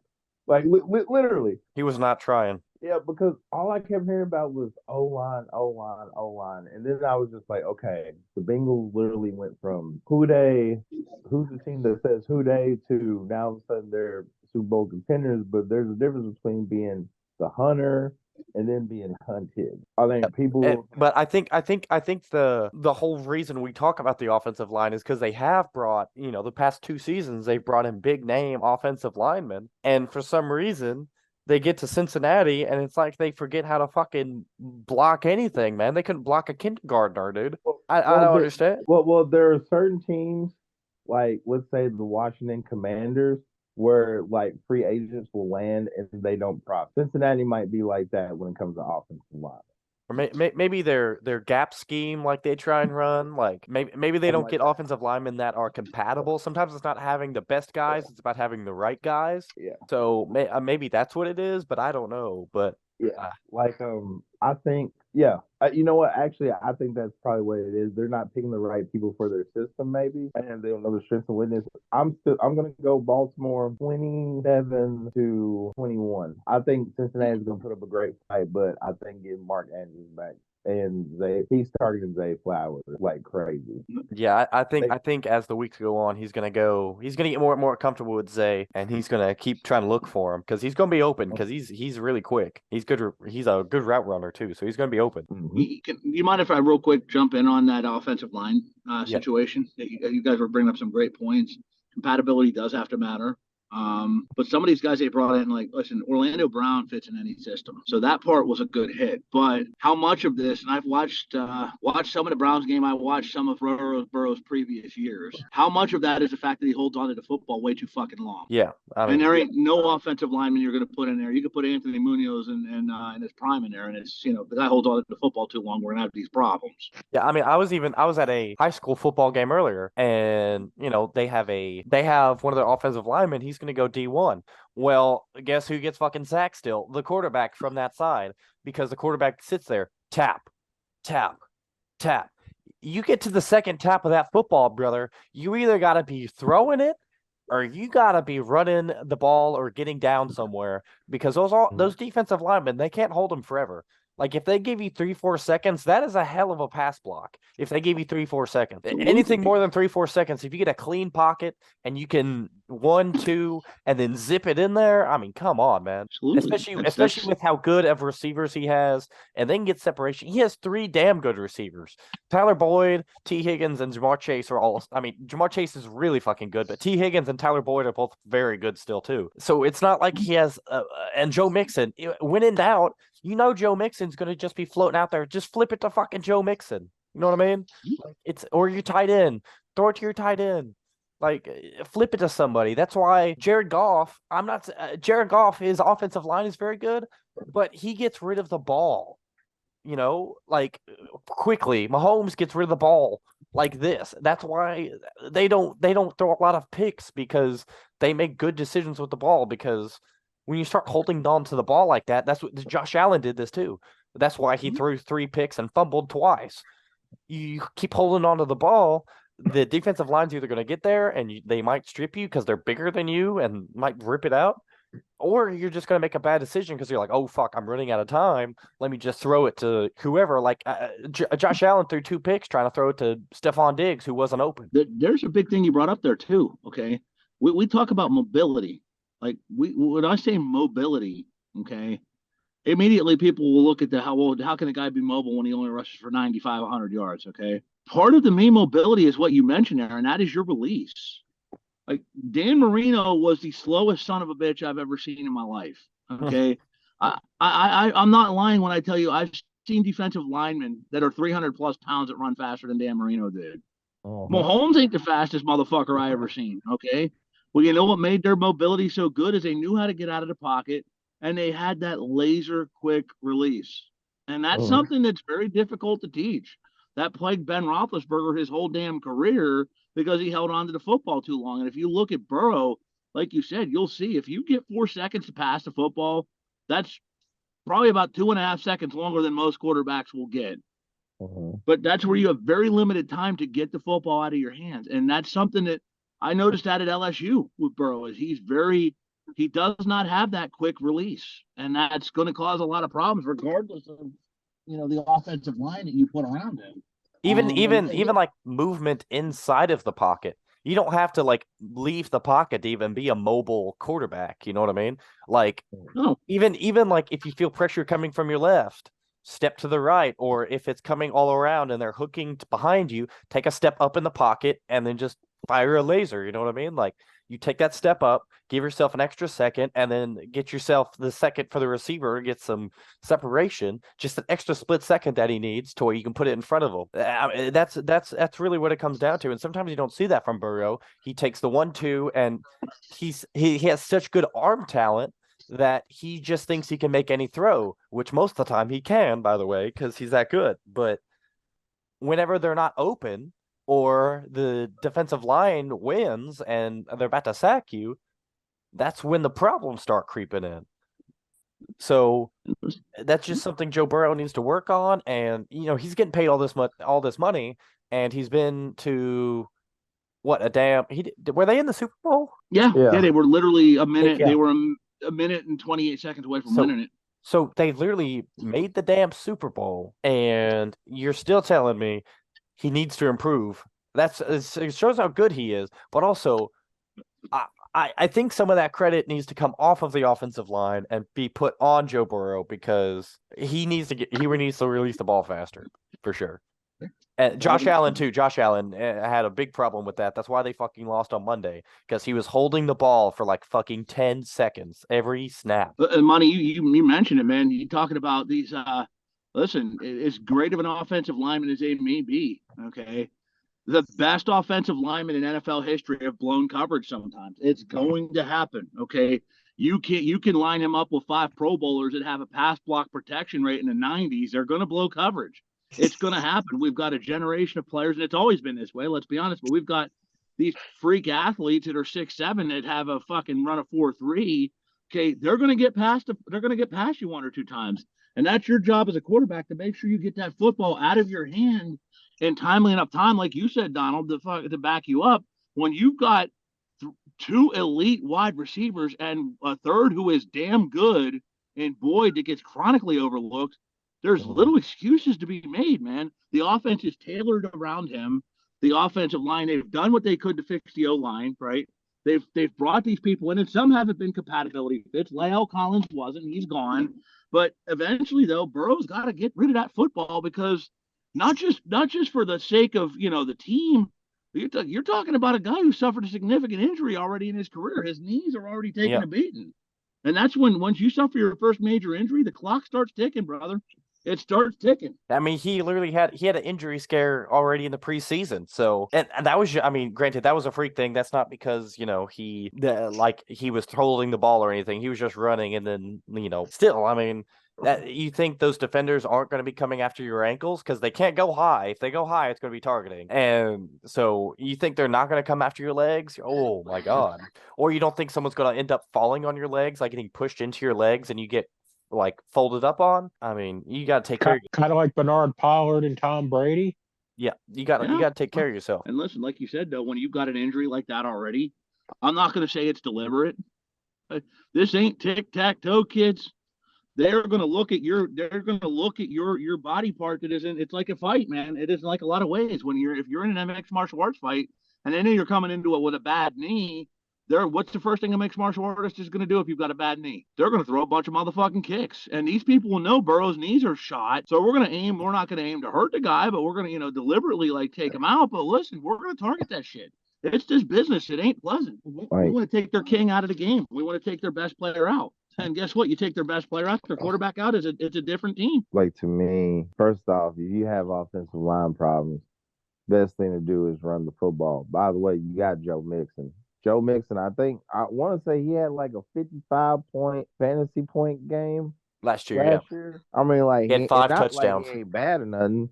He had 5 touchdowns. Use Joe Mixon, make him Joe Mixon, and then all of a sudden use that play act. Hey, I mean, I know I sound like Tom Jackson from those Chris and Tom things on ESPN.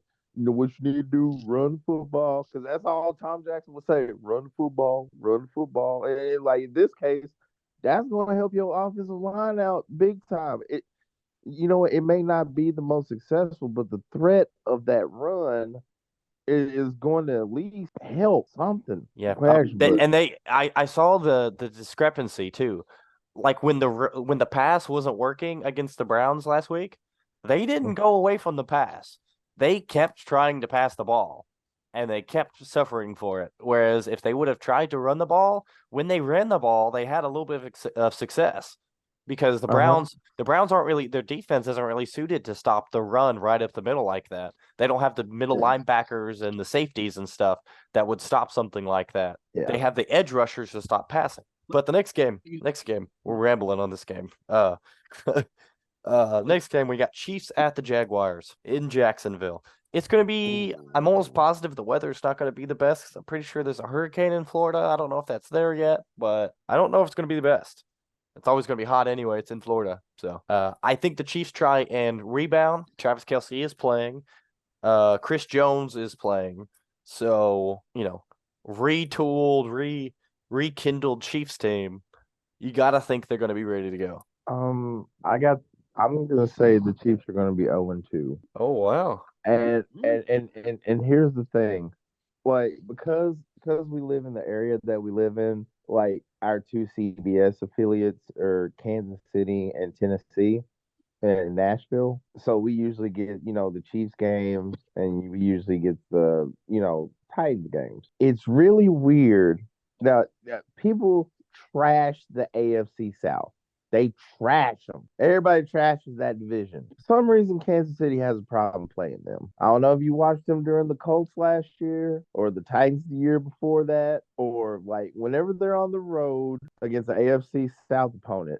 It's weird. Even they struggled against the Texans last year, I believe, and that was with a healthy Travis Kelce. I think sometimes the Chiefs have this problem where they play down to the level of opponent sometimes, but they've always just out-talented people.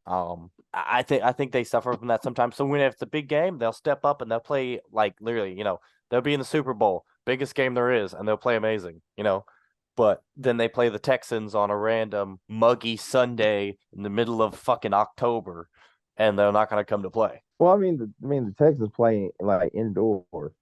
Oh, yeah, is that inside? Okay, well. A muggy day in Jacksonville, Tennessee, You know what I mean? I mean, Jacksonville. Well, all right, yeah, but like or Jacksonville, Florida, whatever. but the thing is, this ain't no ordinary Jacksonville Jaguar squad now. No, I'm not saying the Jaguars aren't good though. The Jaguars are very good. And I think I think for Jacksonville, this is more of a statement game for Kansas City. I think it means more for Jacksonville than it means for Kansas City. Because like I think people can be like, okay, you know what, there are 17 games. Um, Kansas City, they can come back from its first game with Travis Kelsey back and all that stuff, whatever. But I'll say Jacksonville, I will say 36-31. All right, what do you other two have for this? I think this week Kansas City's going to be playing for blood. I mean, they're going to be pissed off that they lost to the Lions, and I think they're going to be playing with a chip on their shoulder. I have the Chiefs winning this 34-24. I'm gonna follow up my boy Jamal's comments on this, man. This ain't your Urban Meyer Jacksonville Jaguars anymore, and they've got themselves an all-world quarterback who looks like he's starting to get to become that guy. They play with fire every week, and I'm gonna include the Doug Peterson factor. I mean, if anybody that thinks of this matchup it won't play a factor, Peterson knows Andy Reid quite well. They've worked together. He knows his nuances. And on top of things, look, we've seen Detroit give all sorts of problems to Kansas City last week, okay? On a talent perspective, I think we all can agree. I love what Jared Goff's doing, but talent for talent, who would you got? Even the Lions fans got to admit, Jared Goff is not the quarterback that Trevor Lawrence is, right? I think the Lions have a better right now.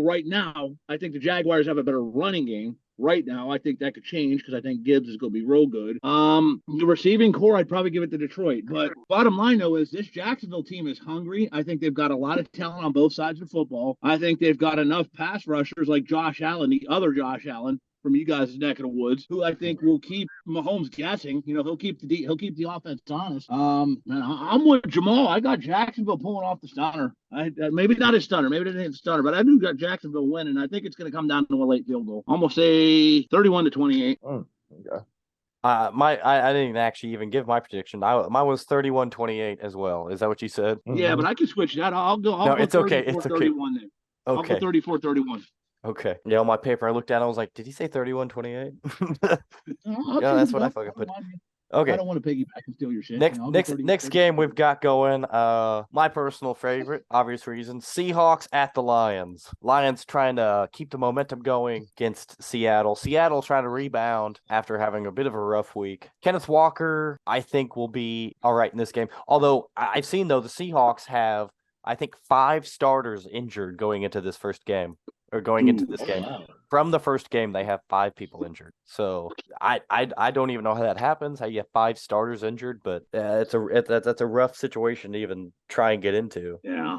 Well, first off, they went out there last week and got boat raced. We're talking Seattle got boat raced by a Cooper Cup-less Rams team. And that's not underselling what Matthew Stafford has, okay? But I think we all can agree that St. Brown is better than any of the wide receivers who absolutely wiped their ass with Seattle secondary last week, right? I've said all season that the biggest mirage from last year was Geno Smith. Okay, I don't think he's putting this together again this year. And look, I'll put it this way. Detroit went into KC and beat the Chiefs. I think they're going to beat Seattle, too. I think that Seattle – I just don't think Seattle has the horses to hang. I mean, I think if they turn it into a running game, it could be close. But I got the Lions winning this one 24-17. My fellow Lions fan, what do you have, Joe? I think the Lions are going to build off the momentum. I mean, they're riding a huge wave of momentum coming off beating the defending Super Bowl champions. Sure. Plus, as you said, Seattle is playing without 5 of their starters. That said, I think 2 offensive linemen, too. So that's problematic. Yeah, 2 starting offensive linemen with Aiden Hutchinson. Oh, get real. Yeah. Get real. Aiden will eat that shit. I believe I said at work yesterday that they're about to get Hut. Get real, man. And it's not even just Aiden Hutchinson, by the way. That boy James Houston is a fucking beast. Oh, yeah. And the Aquara brothers. We have the Aquara brothers, too. I mean, Derek Barnes, Malcolm Rodriguez, fucking Jack Campbell. We got some boys to come off the edge. I see a serious whooping coming Seattle's way. I've got this one down 24-10 Lions. Yeah, mine's double digits as well. I didn't say my score either. I got 31-21 Lions. Last year they played each other and it was like a real big shootout, wasn't it? Yep. And that game is the reason why the Lions didn't make the playoffs is because they lost to the Seahawks. So I think there's that added motivation. They've already talked about this too. I've seen some of their interviews. Like I saw Dan Campbell in his interview and CJ Gardner-Johnson. They're taking this game personal from last year. Their mentality going into Amon-Ra too said this. Their mentality is they're pissed off from last year. They didn't make the playoffs because of the Seahawks. So they're going to go in and take a little bit of that abuse on them, I think. All right. Because like I'm noticing that y'all are like the Michael Irvin and Skip Bayless of the Cowboys. That's what y'all are for the Lions. Okay. Speak for yourself on that one. I can get shit. I'm saying like because like the name drops, y'all just like I'm just like I'm fascinated and I'm just like wow. Hey, he skipped, not me. But I will say this. Skip's handsome. I will say this. You said this is in Detroit? Yes. Yeah. Home opener.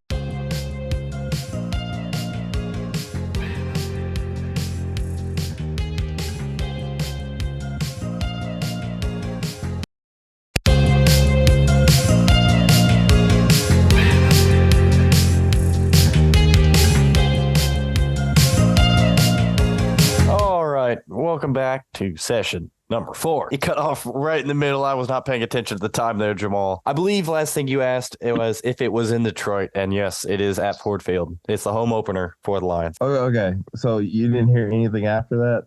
I don't think so. All right. So nobody in the podcast heard it? No, I didn't, bro. Okay. All right. Nope. I will say this. To me, I was wondering why I never got any response. Okay. We were systematically ignoring you, Jamaal. We were all in. It happens to me. It happens to me all the time. I hear you. I'm with you. I think this will be recorded as the loudest game in Ford Field history. It's going to be crazy. The atmosphere at this game is going to be nuts. The first, we have a sold out crowd. Oh, yeah. I mean, like, I think they're gonna give a 12-minute run for their money on decibel. Like, I think it's gonna be a competitive game. I think in the fourth quarter, it'll barely pull away. I'm going to say 34-23 Lions. I like that. That's double digits still. Hell yeah, baby. Jay, did you ever give yours on this? I think you did, right? I think so. I think I said like 24-17 Detroit. That's what it was. That's what it was. I think you put something like that. Yeah. Next game we got going on the docket here. Chargers at the Titans here. Both teams that still have a little bit to prove. Both teams actually played to their standard, I guess, relatively well. Now, I think one standard is slightly higher than the other standard, but the Titans only lost to New Orleans, and I thought New Orleans was actually a pretty decent team. And they only lost by 1. I told you we weren't that bad. They only lost by 1 with Tannehill throwing. That bad. Hey, listen to what I'm about to say here. You still have Ryan Tannehill, who had 4 turnovers, sitting there patting the fucking ball. We were talking about Joe Burrow. Fucking Ryan Tannehill's dumbass back there patting the ball, and he doesn't have nearly the offensive line Joe Burrow does, or the receivers. So. And lost by 1. And they lost by 1, but they're deep. I'll give it to you. I watched the entire game. I watched it back. I got that NFL Sunday ticket, baby. Turn me up. I could go and watch back games. So I watched this Titans game, and I sit there thinking, I have in my notes here that like the Titans defense is not that bad. I told you. The Titans defense is not bad, bro. The Titans defense is not bad. And even like Treylon Burks, he was all right. What's your running back? Not Derrick Henry, obviously, but the other one. Spears. Spears. Yes, Tajay Spears had a few big runs. He was all right. But obviously Derrick Henry. I mean, Jesus Christ. I mean, this man touches the ball, and the people on the Saints, the defense on the Saints was fucking terrified. Granted, I don't blame them. If I saw that man running at me, my dick is shriveling up inside of me like a fucking turtle, bro. Hey. I'm terrified. Credit to them. They held us to 5 field goals. Yes. And why we didn't go on 4th down for the 4th, you're down by 4 with 2 minutes left. Yes, go for 4th down. Why you kick the field goal? You know, I've been hearing a rumor that they're gonna shut down Lucas Oil Stadium and turn it into a bakery because of all the turnovers that are getting served up there. That's just a rumor I'm hearing. Oh, and your guys' tight end, Chigozie Okonkwo. Oh, he's pretty good too. I want to send you $1 for saying that guy's name right, man. That's impressive. That was very nice. That was very nice. You like that Chigozie Okonkwo? That was good, man. I had it written down. I made sure, and I looked at it, and I was like, Chigozie. All right. My heart tells me Titans. My head tells me Chargers. This is like Joe last. This is like Joe last week. That was me last week with Miami, bro. That was me. Roll with it. Because here's the thing, like now I do know that I think Austin Eckler's not playing. Is he hurt? I didn't know that. I didn't know he had an ankle injury, but luckily I already handcuffed Kelly for a running back just in case. So for fantasy. There. Okay. But yeah, but it's like the defense can only do so much, and I just fear that. I'll tell you what, I don't fear the Chargers defense as much as I'll take that back. They got Joey Bosa and Derwin James. Oh, hold on. I think I had to backtrack was the fact that they were playing Miami, and any team that got Tyreek Hill on it. Yeah. Jalen Waddle and Tyreek Hill. I mean, it's over. It's over. So that's like an exception. Like I don't want Tennessee to go down 0-2 and then lose their last, I think, 9 regular season games going back to next season. But I'm thinking probably it's going to be like probably 27 to 19 Chargers. But as soon as I do this, Ryan Tannehill is going to throw 2 touchdowns and then run one for another. Listen.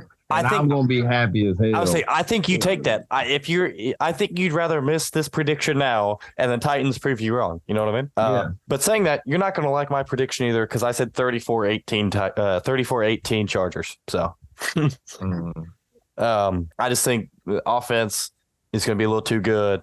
The defense is honestly sneaky good. You don't hear a lot of people talking about the Chargers defense, but they got a pretty good defense as well.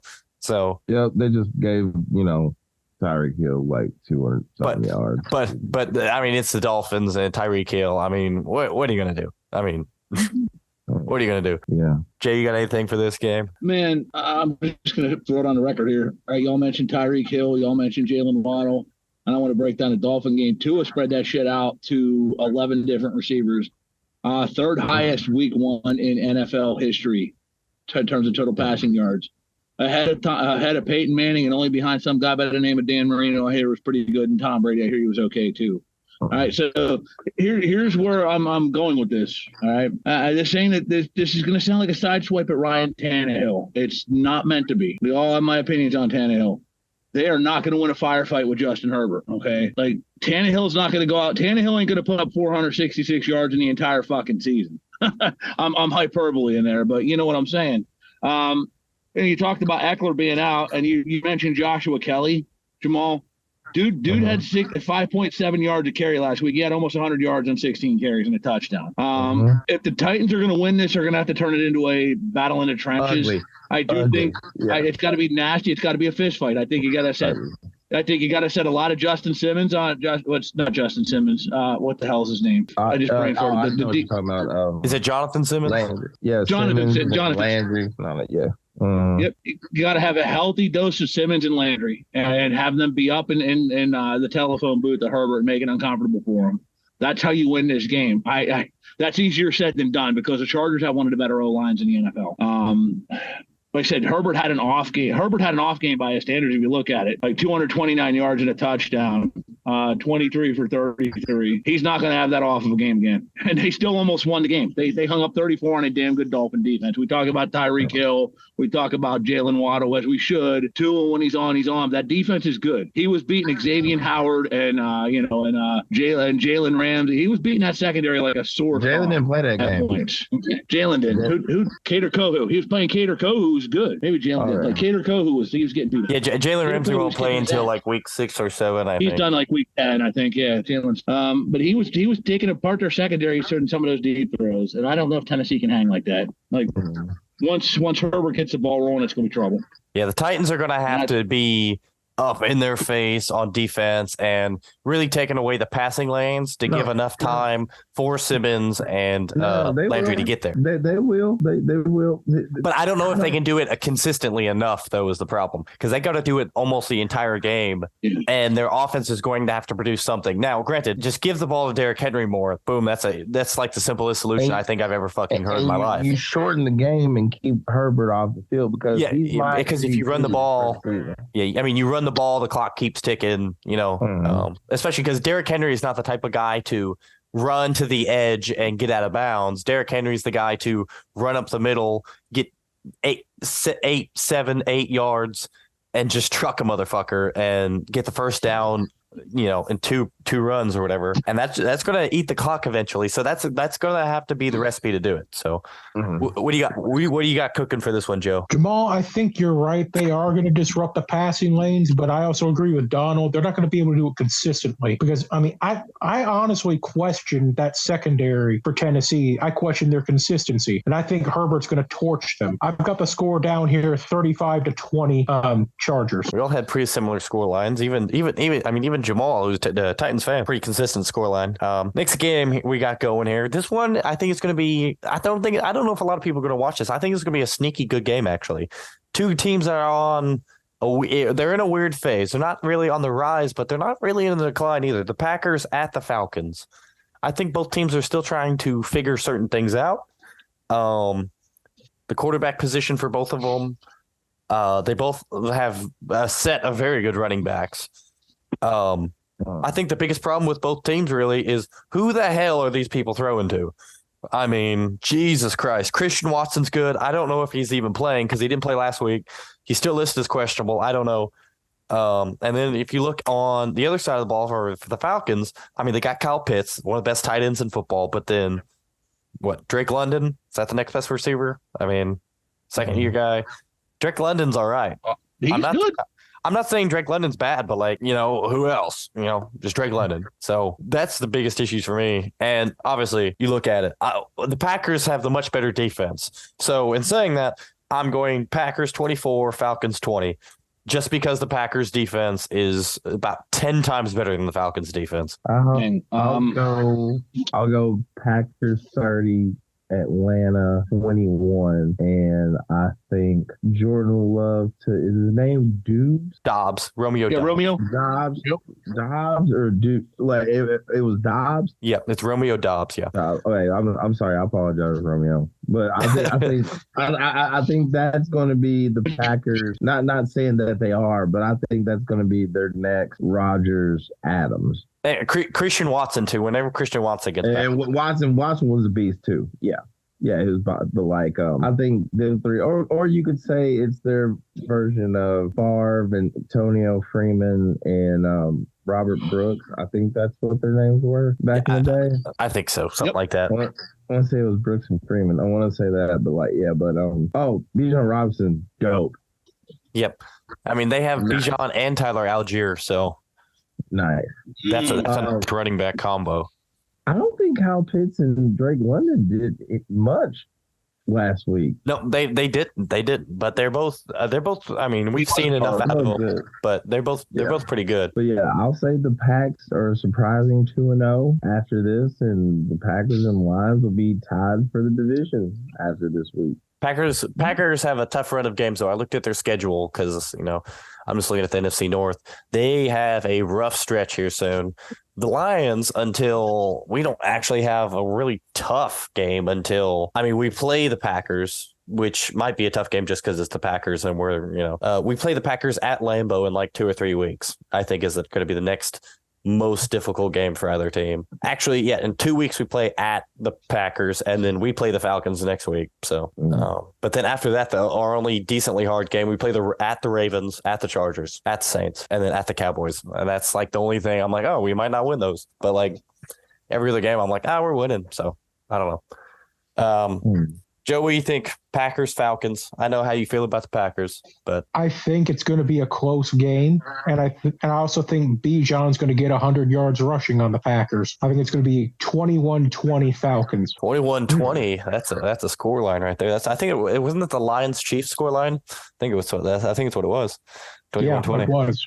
I think the shout for Bijan is good though, because I think the defense for the Packers is more suited for the pass with like Jair Alexander and stuff. So they're a pass defense, and they try and rush the passer and stuff like that too. So I think they're also going to try to chew up yardage and try to keep Jordan Love off the field.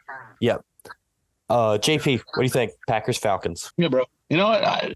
I think what we're seeing with Atlanta, and I know we'll sit there and talk about, that London didn't do a whole hell of a lot last week. Pitts didn't do a whole hell of a lot last week. And that is because the running game was on point. Okay. We talk about Bijan. Bijan is that dude. Okay. Bijan is that guy. But Tyler Algier is damn good too. You're talking a guy who had over 1,000 yards in 10 starts last year? Yeah. Less than 10. I mean, he didn't start that many games. And he gets out there, and he was the best player on the field last week for Atlanta. What we also people don't know is Desmond Ridder could move the football around. Okay. I think what Arthur Smith is doing is he's making a souped up version of what Philadelphia did last year with the rugby style offense. And I don't think that Ridder is as good of a passer as Jalen Hurts is, but I don't think he's inadequate either. The guy could sling the rock at Cincinnati, and all the guy knows how to do is win. Their defense is better. So I think what we're seeing Atlanta do is work on a stifling defense and clock control by having these two hammers beat the crap out of your defense, and have Ridder run it out there and make the passes when necessary. Which again, if you own Drake London in fantasy, it sucks because he's not going to see the volume he did last year, where he was third most in NFL history for rookies at 29% target share. But here's the thing: is yes, Jordan Love looked really good last week against a suspect Bears defense. Okay. And I know everybody had the hype out about Justin Fields, but the still out there. I think he lagged out. Were you guys hearing what he was saying? No, I couldn't hear a thing. I just heard. Okay. Good. I went Mr. Roboto on him. Yes. No, where did I get cut off at? My net went shit-tastic there. I could tell. You were talking about he could sling the thing around when he needs to. Yeah, he can sling it around because it's a helicopter. It's a helicopter. No, I mean he can sling it when he needs to, but I think they're going to make this an ugly, dirty football game. I think you're going to see their two hammers at running back just beat the shit out of Green Bay's defense. I think they're going to win an ugly game. I got a 17-10 Atlanta. Okay. You guys, I think that's all of us, right? For the scores for Packers Falcons, right? Mm-hmm. Next game here, we have got an absolute scorcher in Houston. Colts at the Texans, division game. I think we need to break out the rattlesnake for that game. Yeah. Well, no, there is one. There are a couple later on there are a couple more. You maybe save the rattlesnake for these next couple. Okay. Hey, there's more than one rattlesnake, Okay, well, save the biggest one. Maybe whip out one of the smaller ones for this, okay? Maybe leave a couple of the bigger ones in the box still, because there are a couple doozies coming up, all right? Real quick, before you get started, can we explain what the rattlesnake means for those that might be tuning in for the first time? Okay, so last week, we turned out to be an actually decent game. Cardinals versus Commanders. Absolute dog shit of a showing. All right. We were like, would you rather watch this game or, get bit in the cock by a rattlesnake? And I'm almost positive the majority of us chose the rattlesnake. So, Colts at Texans or the rattlesnake. I don't know. I think this one's a little bit more interesting than a rattlesnake just because I think the rookie matchup at quarterback is intriguing. Both of them showed their glimpses in week one, but neither of them had too good of a showing, really. Anthony Richardson, I'd say, probably had a better game. But at the same time, the way that the Colts kind of fell apart is kind of just due to Anthony Richardson just making dumb decisions. Whereas CJ Stroud, I wouldn't say he made dumb decisions. It's the team as a whole didn't play the greatest, but their defense actually wasn't terrible. Will Anderson actually played pretty good. I saw that. Watch that game. Yeah, I got the Colts in this one. I think the Colts, by the way, I watched the Colts game too, Colts Jaguars. The Colts defense, I don't know. It's actually kind of nice. Darius Leonard is kind of good. I don't know. We haven't heard about this guy in a minute, but Darius Leonard's all right. I mean, they have DeForest Buckner. Did you know they had DeForest Buckner? I didn't know they had DeForest Buckner. So I didn't know. They have DeForest. They have the Forest. But so that Colts defense, I'm going to give it to them. It's not bad. It's not the worst. It's definitely better than the Texans defense. And the Texans defense is getting better. I know it's getting better. They're trying. I understand. But, I think both teams are trying to head in the right direction. Granted, they couldn't have gone in the other direction because of how their both last seasons went. But, especially if the Colts were to figure it out with Jonathan Taylor, I don't think they will. But if they were to try and figure it out with Jonathan Taylor, and we saw, Anthony Richardson, when he was throwing it, especially when he started hitting Paris Campbell, and who's their other good receiver there? Oh, Christ. Paris Campbell, and they have another decent receiver there, whoever the hell. Everybody will know who the hell I'm talking about. But he, whenever he started throwing there on time, Mo Alley Cox, too, their tight end, he was pretty good. Pittman. Yeah, Michael Pittman. Yes. Whenever he started hitting them, it actually looked all right. Like it looked like an offense that looked like it knew what the hell it was doing. So if they added Jonathan Taylor, that and they already have a good offensive line. Quentin Nelson, he's one of the best left guards in the fucking league. So, but that's where I got the Colts in this, just because I think they got more of the pieces. They got more pieces in the jigsaw than the Texans do right now. So, look, if Anthony Richardson is going to have a prosperous career in this league, he has got to learn how to slide. Yeah, not going head first. Now, the last 2 minutes of that game last week, he didn't have to try to punch it in like that. He could have just slid at the 1 yard line when he knew he was about to get hit. And what happened? He got knocked out of the game. However, on the plus side, he also appears to me like a quarterback who, once he starts to gain a little bit of confidence, he starts to get a rhythm going. And I believe that's what's going to carry them to a win this week, 21-10. Oh, that's a barn burner right there, baby. Yeah. I wanted to elaborate on something you said earlier, Dawn, and that's Richardson. I can't emphasize this enough. He is going to make plays early in his career where he's going to look like, okay, this guy's unbelievable. When he did in the Indianapolis game, he had good rapport with the offense. He made some nice throws, both short and intermediate. But this guy is more raw than Christina Aguilera in the porn that hasn't been released yet. Okay, this guy is raw. Of all the quarterbacks that were coming into this league, he is the one that had the highest ceiling, but he had a lot of work that needed done. And he's got the right coach there with him, and Stricken, who's worked with both Justin Herbert and Jalen Hurts to elevate their game. You're going to see maddening moments from Richardson in his first couple of years. That's just a foregone conclusion. You're going to see him have plays like Joe said. You need to slide. You made some of those plays that you're asking yourself, Anthony, what the hell are you doing there? But he will have plays that dazzle you. And I think that he has nice rapport with the offense already. I think he's got the tools to be that elite quarterback. I think C.J. Stroud is the best pure passer of this class. But right now, I think Indianapolis has a little bit more in the shed. I think the Texans, even though I said last week, I think they'll finish higher than Tennessee. I'm not backing up on that. I still think Indianapolis, let's be honest, prior to last year, they were a fringe playoff team. They were missing one thing, and that's a quarterback. And I know even though they don't have Jonathan Taylor there, the team is pretty much still the same. The offensive line is great. You mentioned some great players on defense. I'll throw another one, Zaire Franklin, who was top 3 in the NFL last year in tackles. They've got all the pieces in place to be a playoff team this yeyear, even without Jonathan Taylor, and that says something. I'm going to pick the Colts to win this one. I think Houston shows progress again. I think they show a little bit more spunk than they did last week because that was a tough matchup. Baltimore ain't no easy walk in the park.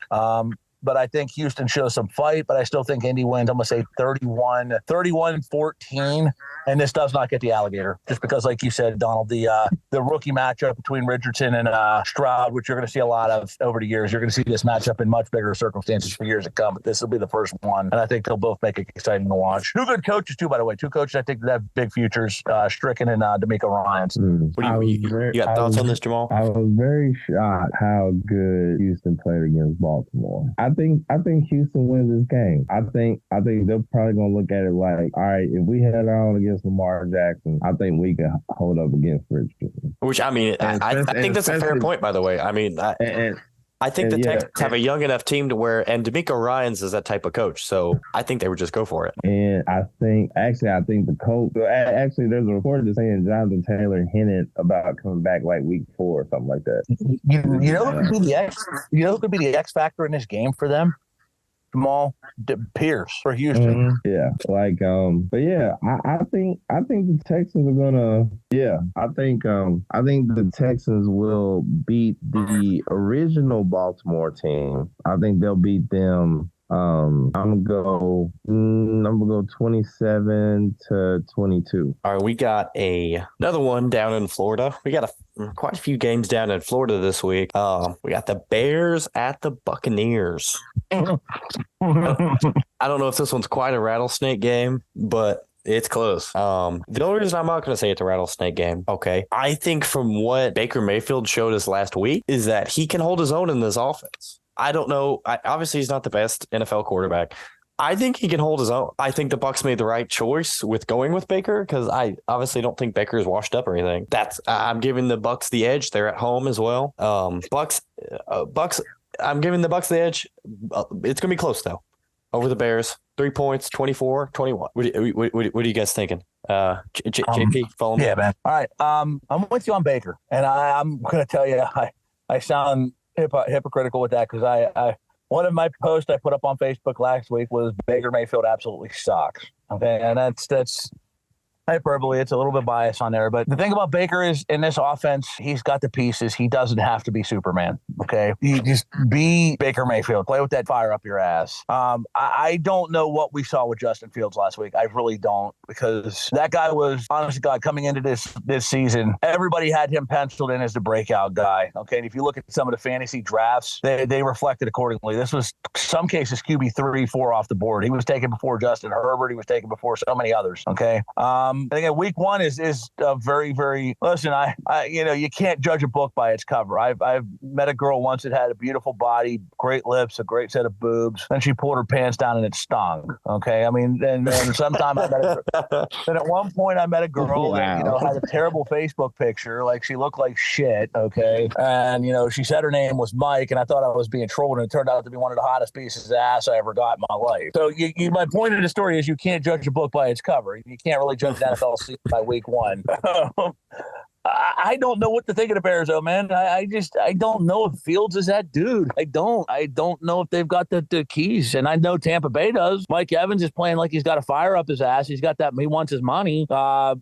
Godwin's a elite, not elite wide receiver, but he's a damn good one. I think their running game's solid enough. I got to go Tampa.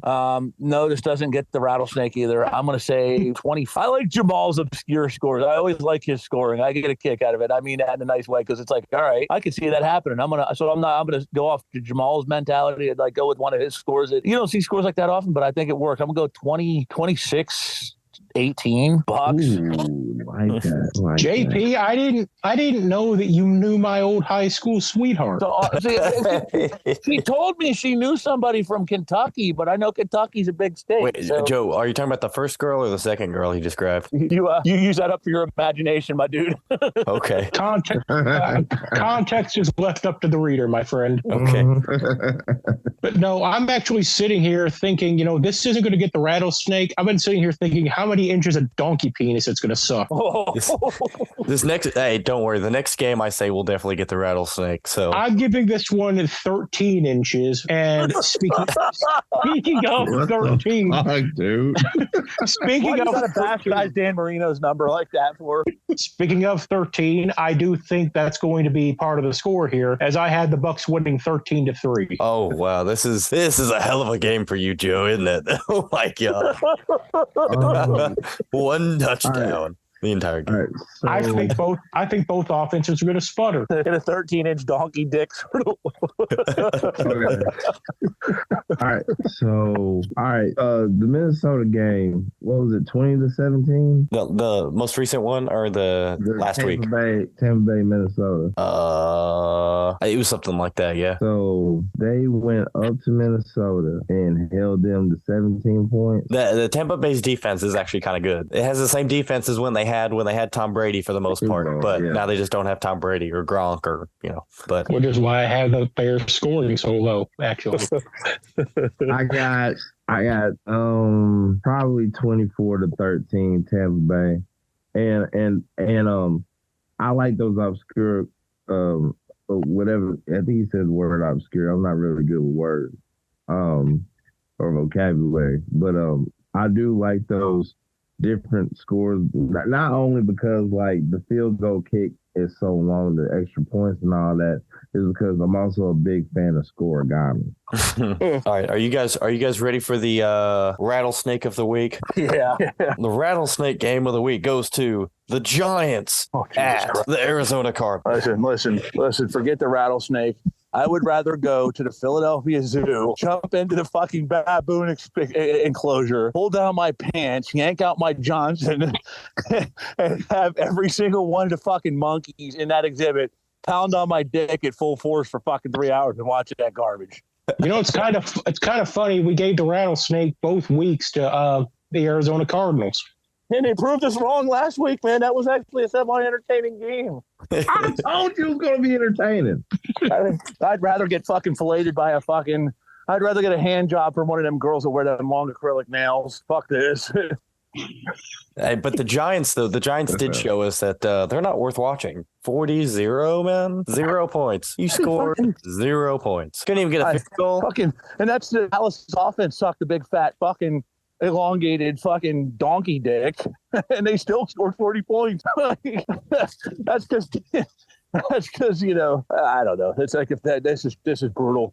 Hey, but great matchup. We got Daniel Jones versus Josh Dobbs. Yeah, Holy Christ, that's a fucking matchup right there. I mean, how many matchups this year is Dan Jones going to go into where he's clearly the better quarterback? Probably not many. This is it, and I say it lightly. That's if Dobbs is he's slightly better than Dobbs. I'm saying this right now. Saquon Barkley is going to be the best player on the field by a fucking 1,000 miles. He's the best quarterback, though. Let me ask you this question. What STD sucks worse, chlamydia or AIDS? They both fucking suck. I don't want either. I don't see many points in this game. I mean, I thought it was pretty evident. I have the Giants winning this just solely based on the fact that they have Saquon Barkley and Darren Waller. That is it. And Daniel Jones is slightly better, but I've got this one 17-10 Giants. I think this is going to be our first tie this season, 13-13. Oh, wow. Pulling out the tie card. I didn't even think about that. That's kind of nice. Less than a minute, boys. Give me 2 scores, Jay and Jamal. Go ahead, Jamal. Arizona, 30-27. Oh, wow. All right, JP, what you got? These fucking teams couldn't score with the Kardashian sisters. First 1-3 wins. Giants 3-0. Oh, Jesus Christ. and the rattlesnake. And the rattlesnake of the week, for sure. Rattlesnake of the week. Right. That's the only win they'll get. I'll see you guys in the next session where we were in this show. We'll see you then.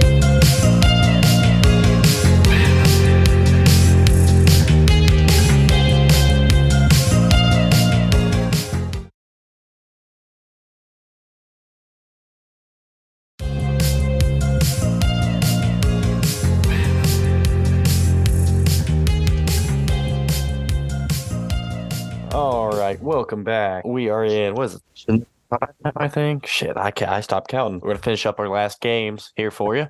It's getting late. We are going to get you guys out of here. I don't know if you guys like listening to our rambles, but we're going to start doing it anyways. Throughout the week, we're going to sprinkle some content on you guys.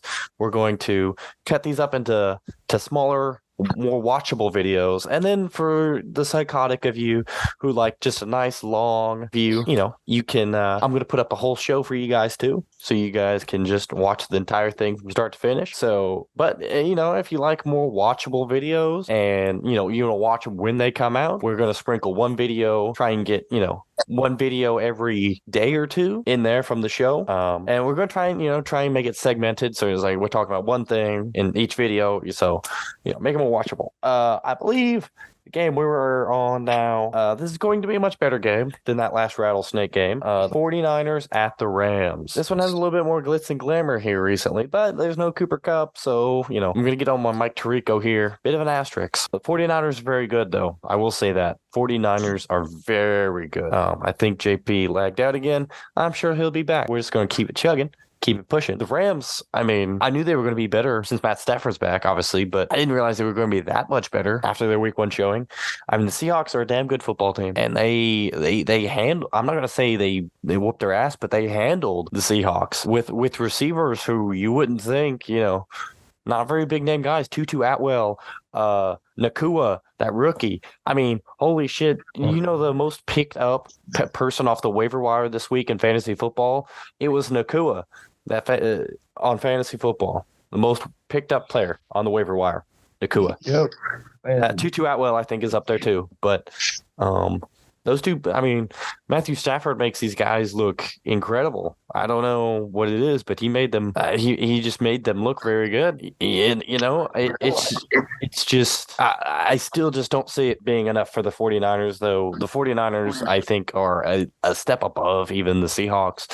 So I got them winning this 33-24, bit of an off schedule type of score, but it is doable. So what do you guys think? Who you think comes out on this one? It's in LA. So I think we've got a shootout on our hands here. I'm giving it to San Francisco 33-30. 33-30. That is a hell of a scoreline. I would love for it to be that because I would watch that. This is I believe this is one of the nightcap games. Like it's like a 5:30 game or something. I think Big Hot brought 41 to the Rams 24. 41-24. That is a nice scoreline. Whenever JP gets back, we'll ask what he thinks. I don't know what's going on with him. I re-invited him, so whenever he gets back in here, we'll see what he thinks. We'll keep chugging though.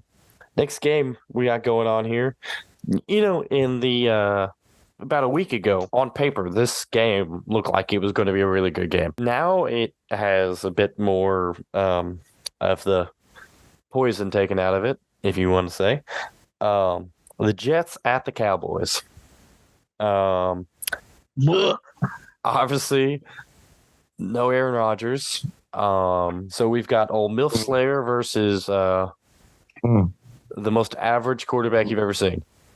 So, but it's at the Cowboys. That defense is insane. I'm giving the edge to the Cowboys here. I feel like that's just the logical thing to do, but I'm going 30-17 Cowboys. Now, Zach Wilson went toe-to-toe with Josh Allen, and they won, even though I know they won off the punt return, but I can't stop making this noise because I'm like... He's contemplating. Zach Wilson versus the Cowboys defense. I just don't know if that's going to end well. The Bills defense is good, but it's not the Cowboys defense. Now, there's the flip side. Dak Prescott versus that defense. That is very true, but Dak Prescott's offensive line is a whole hell of a lot better than the Jets' offensive line. And we got Tony and Tony Pollard. I got Tony Pollard on my fantasy team. And I also think the Cowboys will be more quick to change something if something's not working. So like if they're trying to throw the ball and they throw a pick, I think they're going to be more likely to either throw shorter to their tight ends or their running backs or something, just dump it off to Tony Pollard, or just run the damn ball. Whereas the Jets, if something's not working, I think it's going to take them a little bit to try and get out of that. So they still got Mike White. No, they don't have Mike White. Okay. I don't know who their other backup is, but where did Mike White go? He signed with somebody else. I think he signed to be I think he signed for the Texans, and then the Texans drafted CJ Stroud. That is his name, right? Mike White? Yes. Okay. All right. Or he might have signed with the Panthers or something, and then they drafted. I think he signed somewhere, and then they drafted a quarterback anyway. I'm going to say this. If Zach Wilson beats the Cowboys, that is the story in the NFL right now. Yeah, that'd be a hell of an upset. I think this is going to be one of those trap games for the Cowboys.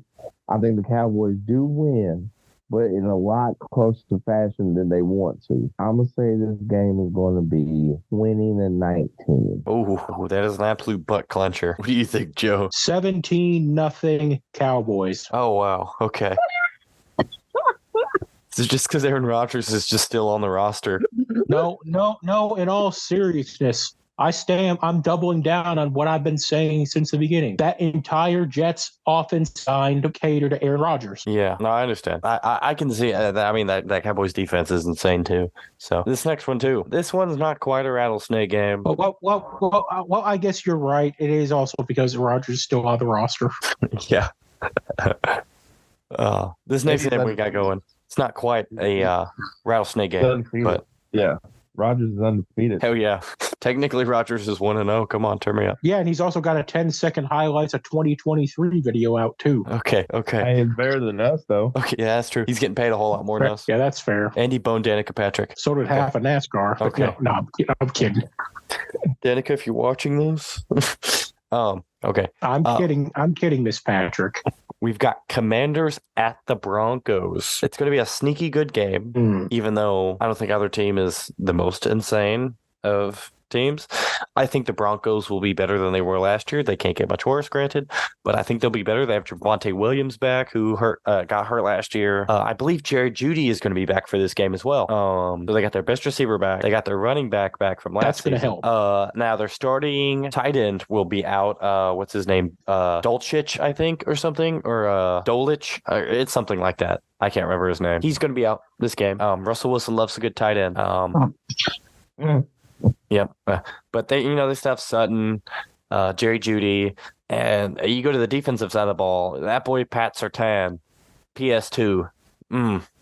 He's a dog. He's top 3 corner in the league. Crazy. I mean, Pat's PS2 is insane. And I mean, they got some other decent players on that defense too. I think they got Bradley Roby. I think they got shit. Who else? They've got a few their safety's good too. I can't remember his name off the top of my head right now, but they have a good safety. But Pat Surtain though, Jesus Christ. I mean, who's the Commanders? Scary Terry. Yeah, I mean Terry McLaurin. Yeah. Terry McLaurin might not get any space this game at all. I'm telling you that right now. Maybe Jahan Dotson, whoever he's guarding, fucking put him in the seatbelt, baby. But they got a crazy running game though with Gibson and Robinson. Yeah. I mean, they're going to have to find a way to stop that. The Broncos will. And that should be the Commanders, by the way. That should be the Commanders' plan, is to try and slam into that running game. Because, honestly, the Commanders last week were not terrible. Granted, they played the Cardinals, but they were not terrible.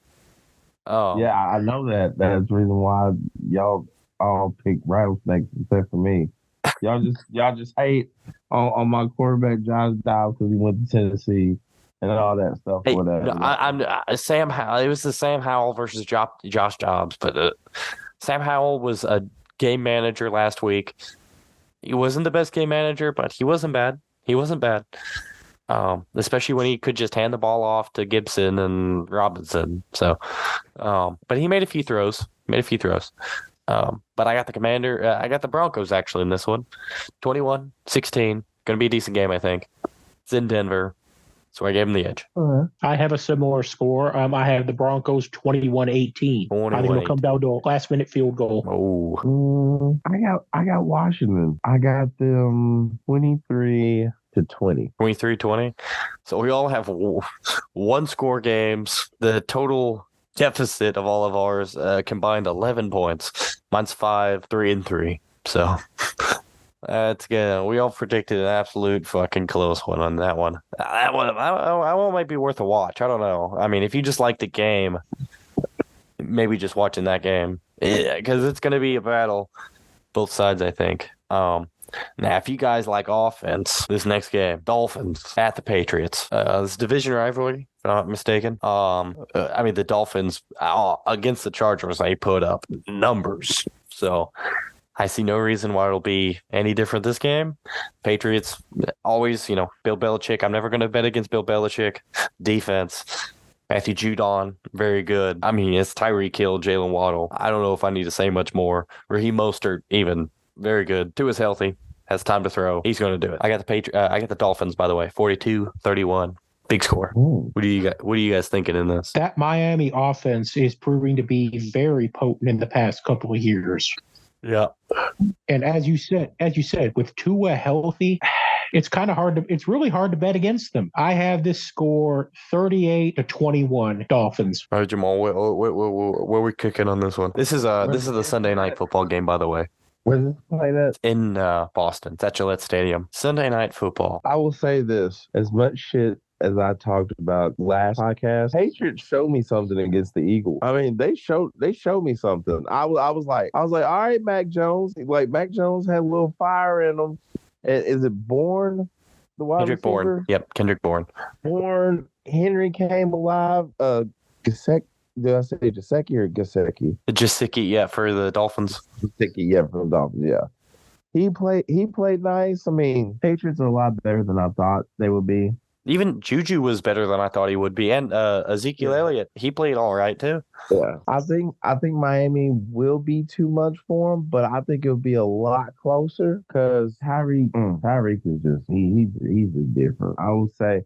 I mean, but Bill's gonna try to devise a plan for him, but I don't know what the hell you could do with him. But I'm gonna go Dolphins 34, Patriots 24. I like it. Yeah, in Foxborough, tough place to play, and I mean that's not selling, the Patriots short because they might have the toughest opening schedule there is anyway. I mean, they played against the Eagles for game week 1, and then game week 2 they have the Dolphins. I mean, come on, ruthless. Then they have there is next game we got going, another interdivision game. First, there's 2 Monday Night Football games. If the viewers didn't know that, I think I've already said that this show. I don't know if I was recording when I said it. I can't remember, but I mean, come on.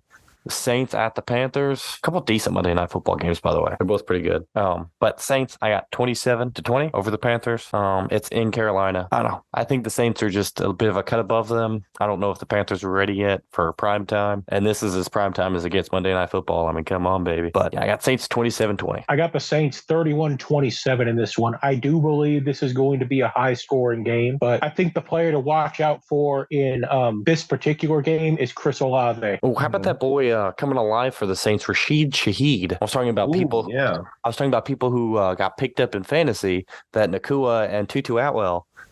Rashid Shaheed, he was also a very hot commodity on the waiver wire this week. Picked him up myself, actually. But Rashid Shaheed, that's another guy to look out for. A real young guy. That's a good point as well. Yes. Yeah, I think he's gonna have a decent season this year, just based on how they used him week 1. If they keep using him like that, I mean, holy hell! I mean, when he has the ball in his hands, he's one of those guys who looks like he'd just rip it at any point. So, Jamal, what you got scoreline for this one? Trying to remember what was the Carolina Falcons? Panthers. Carolina. Yeah. I mean, were they playing the Falcons last game? I believe so. I think. Yeah, I accidentally said it like it sounded like the Carolina Falcons. I accidentally said it like that, but I know I was trying to say Carolina and Atlanta. Yeah, it was the Falcons won 24-10 against the Panthers. And now Carolina. I'm trying to decide on this one.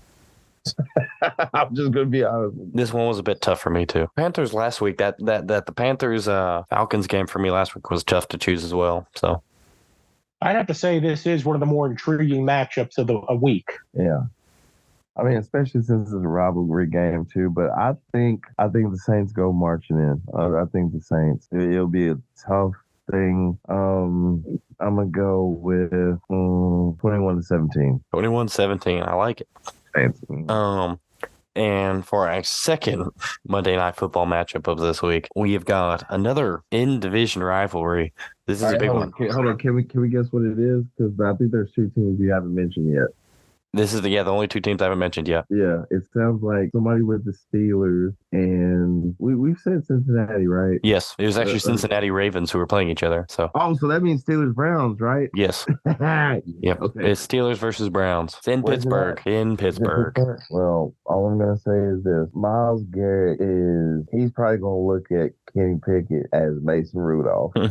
He's gonna be trying to take that helmet off and just play whack-a-mole the entire time, bruh. I think these Browns might do it, man. I like this Browns team. I like this Browns team. I even like their secondary, because their secondary makes it to where Myles Garrett can get there. You know what I mean? Like with Denzel Ward. Right. So I mean, but man, like back-to-back weeks, you got to be 49ers, then the Browns D-line. Yeah, Steelers got a tough run in too, like the Patriots. I got the Browns in this one, 30-24. I also had the Browns, but I have it 21-10. I hate going against Mike Tomlin. I hate it, but I'm gonna be honest. I'm gonna say it will be 26-20 Cleveland. Pittsburgh fights late but falls short. I think it's gonna be one of those ones where there's like drama somehow, whether it's like a huge play at the end or a blown call by the referees or, like a pick six or something towards the end. Like something big, I think, happens in this one. But that would be last game of the week for the NFL, at least. That is the Monday Night Football game. I think everybody's going to be watching that, Browns versus Steelers, because they're both happening at the same exact time. So you have to pick one. So I think everybody's going to probably do the Browns Steelers, but which I know that's the one I'm going to be watching. So any final thoughts from you guys before we wrap the show up tonight? Any what? Any final thoughts from you guys before we wrap the show up? Not to my knowledge. You, Joe? I got nothing. Ooh, good luck to your Tennessee Volunteers tomorrow, Jamaal. I think they have a decently big game. They got Florida. I don't know. Bowling Green. And I just realized we did forget to talk about the WWE UFC merger, but we'll have more for that next week next week. So what that story develops. What I plan to do, we were going to record a little short for that. We're just making a video. So stay tuned for that one, ladies and gentlemen. Yeah, we're going to make a video for that one, and all these are going to be little mini episodes too. So go Vols. Go Wolverines. They play in less than 12 hours. Let's go, baby. All right. We'll see you in the next episode. Nice seeing you. Live yes.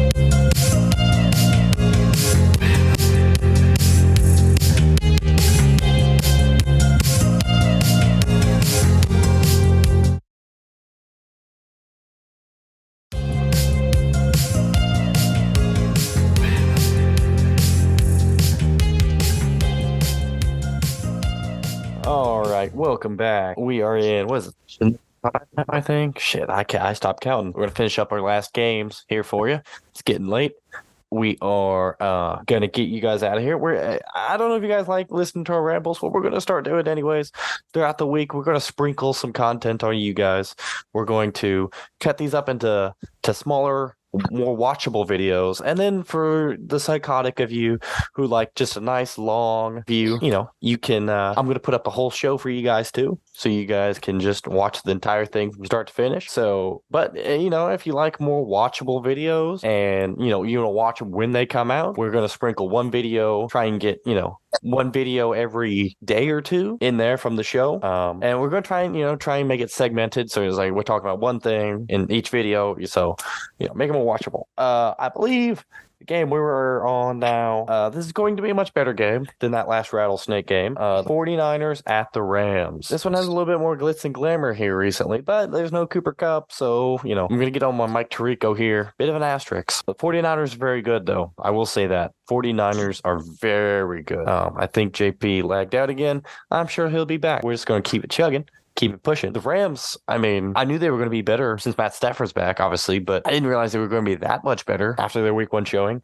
The Seahawks are a damn good football team, and they handle. I'm not going to say they whooped their ass, but they handled the Seahawks with receivers who you wouldn't think, not very big name guys. Tutu Atwell, Nakua, that rookie. Holy shit. The most picked up person off the waiver wire this week in fantasy football? It was Nakua on fantasy football. The most picked up player on the waiver wire, Nakua. Yep. Tutu Atwell, I think, is up there too. But those two, Matthew Stafford makes these guys look incredible. I don't know what it is, but he made them. He just made them look very good. And it's just I still just don't see it being enough for the 49ers, though. The 49ers, I think, are a step above even the Seahawks.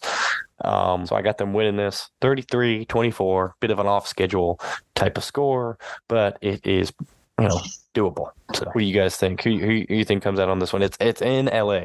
So I think we've got a shootout on our hands here. I'm giving it to San Francisco 33-30. 33-30. That is a hell of a scoreline. I would love for it to be that because I would watch that. This is I believe this is one of the nightcap games. Like it's like a 5:30 game or something. I think Big Hot brought 41 to the Rams 24. 41-24. That is a nice scoreline. Whenever JP gets back, we'll ask what he thinks. I don't know what's going on with him. I re-invited him, so whenever he gets back in here, we'll see what he thinks. We'll keep chugging though. Next game we got going on here.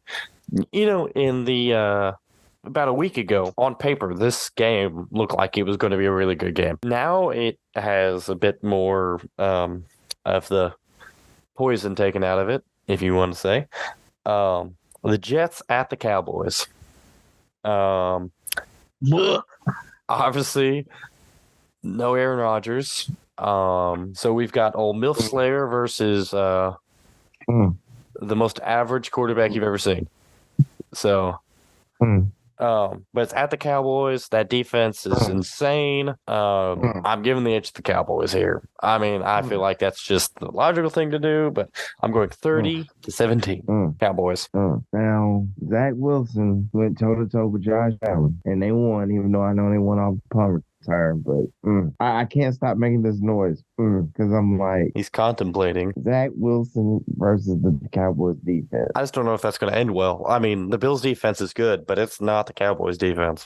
Now, there's the flip side. Dak Prescott versus that defense. That is very true, but Dak Prescott's offensive line is a whole hell of a lot better than the Jets' offensive line. And we got Tony Pollard, and Tony Pollard. I got Tony Pollard on my fantasy team. And I also think the Cowboys will be more quick to change something if something's not working. So like if they're trying to throw the ball and they throw a pick, I think they're going to be more likely to either throw shorter to their tight ends or their running backs or something, just dump it off to Tony Pollard, or just run the damn ball. Whereas the Jets, if something's not working, I think it's going to take them a little bit to try and get out of that. So they still got Mike White. No, they don't have Mike White. Okay. I don't know who their other backup is, but where did Mike White go? He signed with somebody else. I think he signed to be. I think he signed for the Texans, and then the Texans drafted CJ Stroud. That is his name, right? Mike White? Yes. Okay, all right. Or he might have signed with the Panthers or something, and then they drafted. I think he signed somewhere, and then they drafted a quarterback anyway. I'm going to say this. If Zach Wilson beats the Cowboys, that is the story in the NFL right now. Yeah, that'd be a hell of an upset. I think this is going to be one of those trap games for the Cowboys. I think the Cowboys do win, but in a lot closer fashion than they want to. I'm going to say this game is going to be 20-19. Oh, that is an absolute butt clencher. What do you think, Joe? 17-0 Cowboys. Oh, wow. Okay. It's just because Aaron Rodgers is just still on the roster. No. In all seriousness, I'm doubling down on what I've been saying since the beginning. That entire Jets offense signed to cater to Aaron Rodgers. Yeah, no, I understand. I can see that. I mean, that Cowboys defense is insane too. So this next one too. This one's not quite a rattlesnake game. Well, I guess you're right. It is also because Rodgers is still on the roster. Yeah. This next game we got going. It's not quite a rattlesnake game, but yeah. Rodgers is undefeated. Hell yeah. Technically, Rodgers is 1-0. Come on, turn me up. Yeah, and he's also got a 10-second highlights of 2023 video out, too. Okay. Hey, it's better than us, though. Okay, yeah, that's true. He's getting paid a whole lot more than us. Yeah, that's fair. And he boned Danica Patrick. So did half of NASCAR. Okay. No, I'm kidding. Danica, if you're watching this. Okay. I'm kidding, Miss Patrick. We've got Commanders at the Broncos. It's going to be a sneaky good game, even though I don't think either team is the most insane of teams.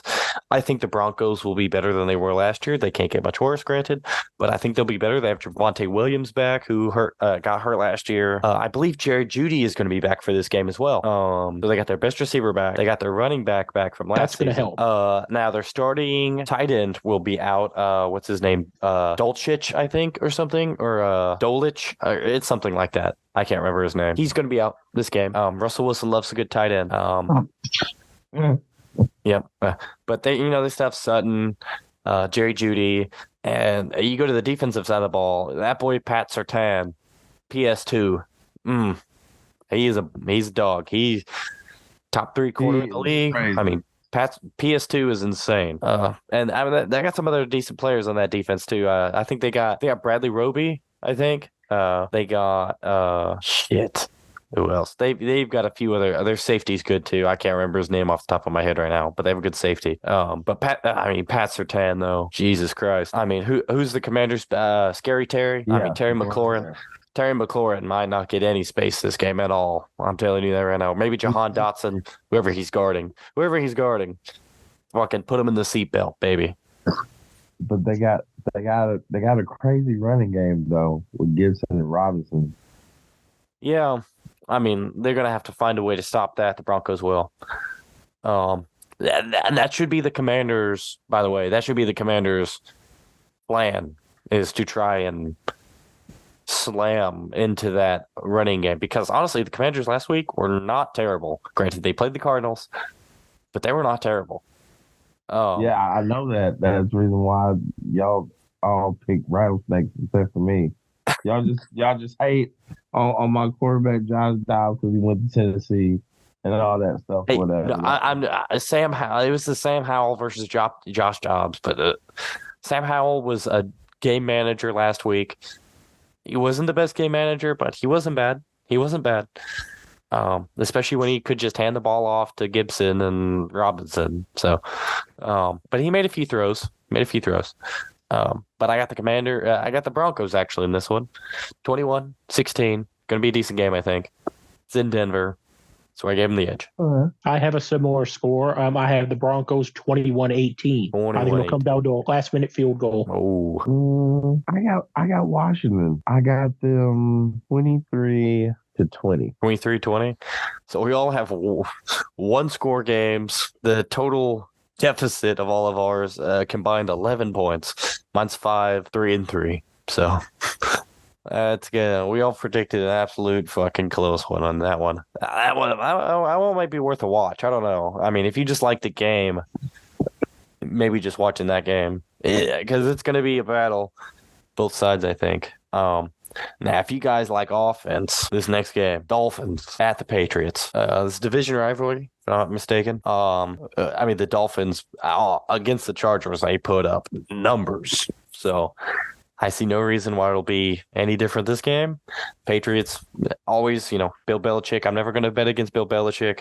Defense, Matthew Judon, very good. I mean, it's Tyreek Hill, Jalen Waddle. I don't know if I need to say much more. Raheem Mostert, even, very good. Tua is healthy, has time to throw. He's going to do it. I got the Dolphins, by the way, 42-31.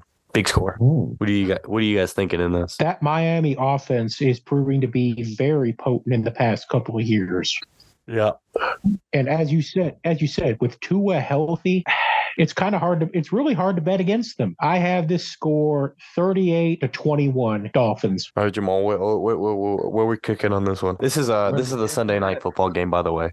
Where's this played at? In Boston. It's at Gillette Stadium. Sunday night football. I will say this, as much shit as I talked about last podcast, Patriots showed me something against the Eagles. I mean, they showed me something. I was like, all right, Mac Jones. Like, Mac Jones had a little fire in him.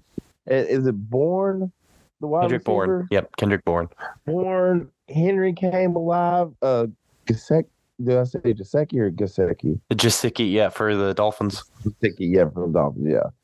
He played nice. I mean, Patriots are a lot better than I thought they would be. Even Juju was better than I thought he would be, and Ezekiel Elliott, he played all right too. Yeah, I think Miami will be too much for him, but I think it'll be a lot closer because Tyreek is just he's different. I would say. I mean, but Bill's gonna try to devise a plan for him, but I don't know what the hell you could do with him. But I'm gonna go Dolphins 34, Patriots 24. I like it. Yeah, in Foxborough, tough place to play, and I mean that's not selling the Patriots short because they might have the toughest opening schedule there is anyway. I mean, they played against the Eagles for game week 1, and then game week 2 they have the Dolphins. I mean, come on, ruthless. Then they have there is next game we got going, another interdivision game. First, there's 2 Monday Night Football games. If the viewers didn't know that, I think I've already said that this show. I don't know if I was recording when I said it. I can't remember. But I mean, come on. The Saints at the Panthers. A couple decent Monday Night Football games, by the way. They're both pretty good. But Saints, I got 27-20 over the Panthers. It's in Carolina. I don't know. I think the Saints are just a bit of a cut above them. I don't know if the Panthers are ready yet for prime time. And this is as prime time as it gets Monday Night Football. I mean, come on, baby. But yeah, I got Saints 27-20. I got the Saints 31-27 in this one. I do believe this is going to be a high-scoring game, but I think the player to watch out for in this particular game is Chris Olave. Oh, how about that boy coming alive for the Saints, Rashid Shaheed? I was talking about people. Yeah. I was talking about people who got picked up in fantasy. That Nakua and Tutu Atwell. Rashid Shaheed, he was also a very hot commodity on the waiver wire this week. Picked him up myself, actually. But Rashid Shaheed, that's another guy to look out for. A real young guy. That's a good point as well. Yes. Yeah, I think he's gonna have a decent season this year, just based on how they used him week 1. If they keep using him like that, I mean, holy hell! I mean, when he has the ball in his hands, he's one of those guys who looks like he'd just rip it at any point. So, Jamaal, what you got scoreline for this one? Trying to remember what was the Carolina Falcons? Panthers. Carolina. Yeah. I mean, were they playing the Falcons last game? I believe so. I think. Yeah, I accidentally said it like it sounded like the Carolina Falcons. I accidentally said it like that, but I know I was trying to say Carolina and Atlanta. Yeah, it was the Falcons won 24-10 against the Panthers. And now Carolina. I'm trying to decide on this one. I'm just gonna be honest. This one was a bit tough for me too. Panthers last week. That the Panthers Falcons game for me last week was tough to choose as well. So I'd have to say this is one of the more intriguing matchups of a week. Yeah, I mean, especially since it's a rivalry game too. But I think the Saints go marching in. I think the Saints. It'll be a tough thing. I'm gonna go with 21-17. 21-17. I like it. And for our second Monday Night Football matchup of this week, we have got another in-division rivalry. This is a big one. Hold on, can we guess what it is? Because I think there's 2 teams you haven't mentioned yet. This is the only 2 teams I haven't mentioned yet. Yeah, it sounds like somebody with the Steelers, and we've said Cincinnati, right? Yes, it was actually Cincinnati Ravens who were playing each other. So so that means Steelers Browns, right? Yes. Yep. Okay. It's Steelers versus Browns. It's in Pittsburgh. In Pittsburgh. Well, all I'm gonna say is this: Myles Garrett he's probably gonna look at Kenny Pickett as Mason Rudolph. He's gonna be trying to take that helmet off and just play whack-a-mole the entire time, bruh. I think these Browns might do it, man. I like this Browns team. I like this Browns team. I even like their secondary, because their secondary makes it to where Myles Garrett can get there. You know what I mean? Like with Denzel Ward. Right. So I mean, but man, like back-to-back weeks, you got to be 49ers, then the Browns D-line. Yeah, Steelers got a tough run in too, like the Patriots. I got the Browns in this one. 30-24. I also had the Browns, but I have it 21-10. I hate going against Mike Tomlin. I hate it, but I'm gonna be honest. I'm gonna say it will be 26-20 Cleveland. Pittsburgh fights late but falls short. I think it's gonna be one of those ones where there's like drama somehow, whether it's like a huge play at the end or a blown call by the referees, or like a pick six or something towards the end, like. Something big, I think, happens in this one.